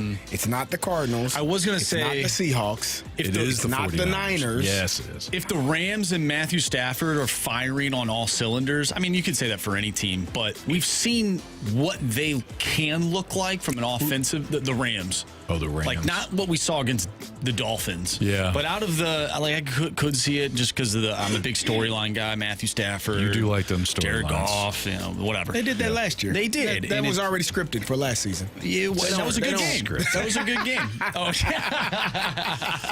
somebody texted in. Oh, these Super Bowls are scripted. Yeah. Okay. The whole season is. According here's my response. Carey forgot his lines. Here's my response to that. If you know that the games are scripted, then why don't you bet everything on the side that's supposed to be that the team's supposed to win? That makes perfect sense. Like, why? If you know beyond a shadow of a doubt that the NFL is scripted, then how stupid are you that you don't for bet not on taking advantage of it then? That's a very valid point you got there, sir. And anytime I've been in a conversation with somebody and I've asked that exact thing after they made such a dumbass comment, they've all said the same thing. Like, well, I don't... Okay. I don't know for sure, but I think it's true. I think it's true. Well, I don't know what side. Okay, well... You said it was scripted. You said it's scripted. So you know who's going to win. I mean, come on. I mean, the Chiefs have won 9 games because it was scripted that way. Right. Or... They got a coach that pays attention to the Broncos freaking field goal team, and the Broncos ain't paid attention to it, and they run 14 people over the left guard, and they block a damn kick. That's... Timeout. Yeah. That doesn't look good. That's ridiculous. Anyways, March, I'm sorry. Did you finish your comment there about the NFC? Yeah, I think it's probably the Eagles. Fly, Eagles, fly. Sure. With that... Fly, Eagles, with Rube fly. Baker as their head coach. I'm rooting for the Eagles. One of my guys is a coach for the Eagles. Love the Eagles. One of my guy coaches for them. I got to root for my guy. Okay. He's a Pennsylvania fan through and through. Loves Penn State. Western PA is where we are. Don't worry about that east side of the state. Yeah. Don't like Pitt. Or, sorry. The Pitt Panthers? Penn State. No, Pitt Panthers are fine. Don't like Penn State. We share a building with the Pitt Panthers. Do you? Yeah. Steelers and the Panthers. I think they got some ugly uniforms, those Pitt Panthers. Do you? Really? Yeah. Yep, I do. That's good. Just they're good people. Nice little fun fact for you guys. Don't like the Pitt Panthers uniforms. Can't always have good takes. No. You can't always have good uniforms, right, Marsh? You're a big believer in that. I'm a huge You uniform can't guy. like the Pittsburgh I Panthers. like their yellow helmet. To me it's iconic. The Pitt Panthers? I mean, they're not an iconic organization or Dan Marino? program. What are you talking about? Dan Marino, Shady McCoy, Darrell Revis, Kenny Pickett. Hey, we had some guys come up out of Kenny Pickett. Yeah, but you didn't have to add him. You kidding me? You see that fake slide he had a couple years ago? That was pretty cool. Aaron Donald. Aaron Donald. There you go. All right. Bet the board, 3 stars of the day. Criticisms and compliments next on 101 ESPN.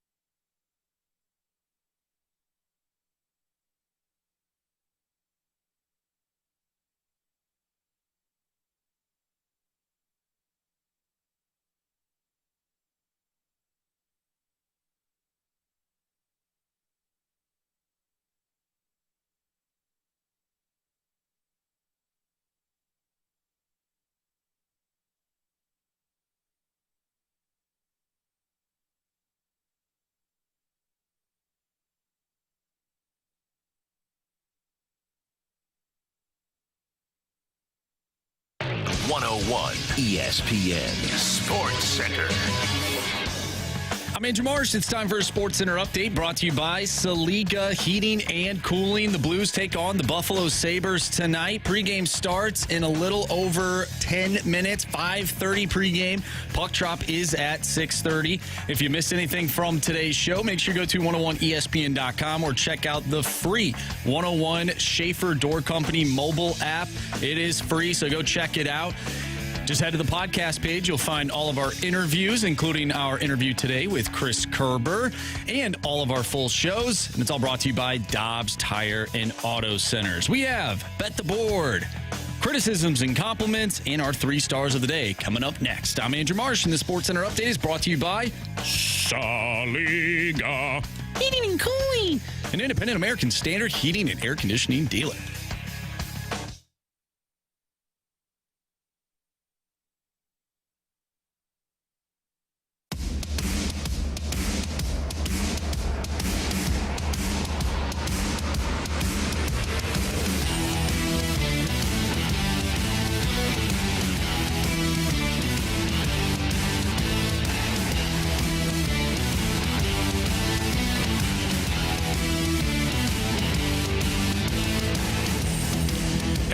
Get into all the fun activities in our final segment. Want to let you know that every day this week we have your shot to score a pair of tickets to see this year's Musial Awards at Stiefel Theater on Saturday, November 23rd. The Musial Awards celebrate the year's greatest moments of sportsmanship and those in sports who embody class and character. This year's honorees include Hall of Fame broadcaster Bob Costas and NFL great and Pittsburgh Panther alum, Larry Fitzgerald Jr. We're talking about Pitt alums. The text line filled up with Larry Fitzgerald Jr. It is the best one. Aaron Donald. It is one of the best ones. Dan Marino. Boy, they've had some good alums. Some guys. Hall of Famers for sure. All right, text in with free tickets to the Musial Awards right now by answering this trivia question. Which band? Would you want to go band or you want to go the specific haircut? I would go haircut. What haircut did Marsh get in middle school that left him picked on? You know the answer. Text it now, 314-399-9646, 314-399-9646. If you're the 101st texter with the correct answer, you're going to go see the Musial Awards. You can also register to win tickets at 101ESPN.com or on your 101 mobile app. If you miss anything from today's show, you can also download the podcast, available at 101ESPN.com or the Schaefer Door Company 101 ESPN app. It's all brought to you by Top Star and Auto Centers. Time to bet the board. Carey's hating this month. Oh, this is ridiculous. Marsh is loving this month. I think we all lost except for Jamie, right? Who didn't send in his pick, and we gave him one, and he won. Should have given that to me. I don't know if he gave one to us today either. No, he didn't. No. Would you like the honors? Because I feel like both times that I've picked, he's won. Yeah, he's going right back to the well. Well, no, he didn't. He took Detroit, didn't he, last night?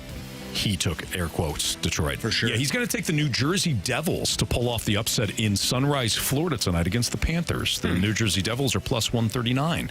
They just beat the Panthers a couple of nights ago. Surely they'll win again. So Jamie takes the New Jersey Devils. Marsh, what about you? Give me a Jalen Hurts anytime touchdown. I like that. Every time that I need Saquon Barkley to score a touchdown for my fantasy football team, Jalen Hurts says, nah, I got it. Let me just take it with this tush push. So is that that's less than 150? Oh, yeah. Minus 115. Yep. Really? Yeah.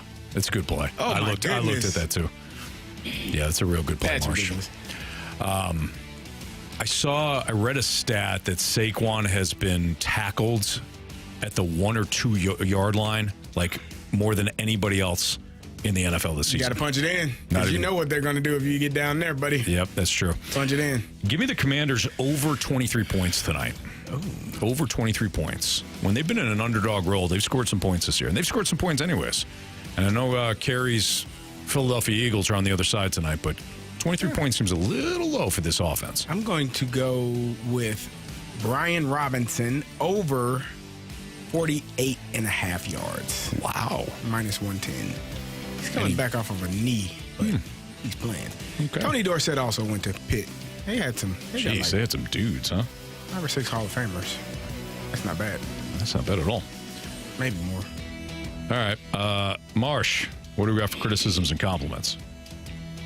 So, bowl cut is the answer, by the way. Yes. Congratulations to whoever just won. We got a text from the 618 talking about haircuts and how the youth of America, they're ruthless. From the 618, I'm a teacher. Got a haircut yesterday. At school today, a kid said, "Hey, Mr. K, an old man is walking outside in the rain, but his hair doesn't get wet. How's that happen?" And this texter said, Because he's bald? ? The student said, "Yep, just like you."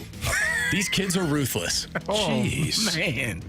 That's They harsh. are. Come on. That's harsh. That's very harsh. Yeah. Sorry about your haircut. Hey, so bald is beautiful. It is. Yeah, Darn right it is. You know? Tell him. I just did. Oh, okay. I tell him again if I have to. No, that's fine. 618. I just love you guys. Y'all crack me up continuously. Your down-to-earth approach to radio is great. Oh, Thanks, thank you. gents. Well, It's from thank Rhythm Maker. Rhythm Maker. Rhythm maker? Rhythm is a dancer. Something. Nope. Something in the head. I love this from the 618. Didn't hear that part of the show, but gonna guess a bowl cut. Great assumption. Great assumption is correct. Nice job. Wow. Boy. All right, you guys ready for the 3 stars of the day? Give it to us. All right, our third. How about soft? There we go. Our third star of the day goes to getting staltered. You never did figure out. We haven't figured it what out. That might be the ultimate Stalter. I don't know. We can't figure it out. Maybe it never happened. No, it happened. We're there. Sure? We're all there. Are you sure? I feel like I'm getting staltered right now. That's what I'm saying. I don't know. No, yeah, it happened. It happened. Yeah. All right, you say so. All right. Second star of the day goes, of course, to bad haircuts. Bad haircuts. Bowl haircuts. Looking like the Bee Gees. Yeah. I looked up the Bee Gees for a little while there. They had some nice flow. Oh, yeah. There's this one gentleman that I found on the internet. His hair looked like mine when I was in middle school. So Nice, yeah. Stay alive. Bee Gees? Yeah. Nice. I don't know. I'll take your word for it. No, you know what? I won't. No. I won't. I don't You believe staltered that. me last time. That's the Bee Gees. Yeah, if you say so. Guess we'll never know. First star of the day goes to Scripted Game. Hey, Good if you know call. who's going to win, you should bet all your money on it. Probably don't know. Oh, no, you don't do that. You just complain. If just complain that all the if I knew all the who was games going are to win, scripted. I'd bet all my money on it. What the hell are you talking about? Every dollar I What are we had. doing? You going to give me the script before the game? Yeah. Right. Hey, take this down to the, put a Nobody's $2. ever had an answer for that. Hey, I'm going to need you to throw 3 interceptions in the red zone. Okay. Fair enough. Thank About you. 5 on Monday night. Yeah, right? Or Sunday night? Sunday night. Jared Goff. Throw 5 of them, Jared. Yeah. All right, we got Blues Sabres pregame starting in less than 5 minutes. You'll hear our guy Alex Ferrario, and of course you'll have Joe Vitale and Chris Kerber on the call. That'll do it for us. We'll be back tomorrow at 2 o'clock for Andrew Marsh, Jamie Rivers, and Kerry Davis. I'm Anthony Stalter. See ya.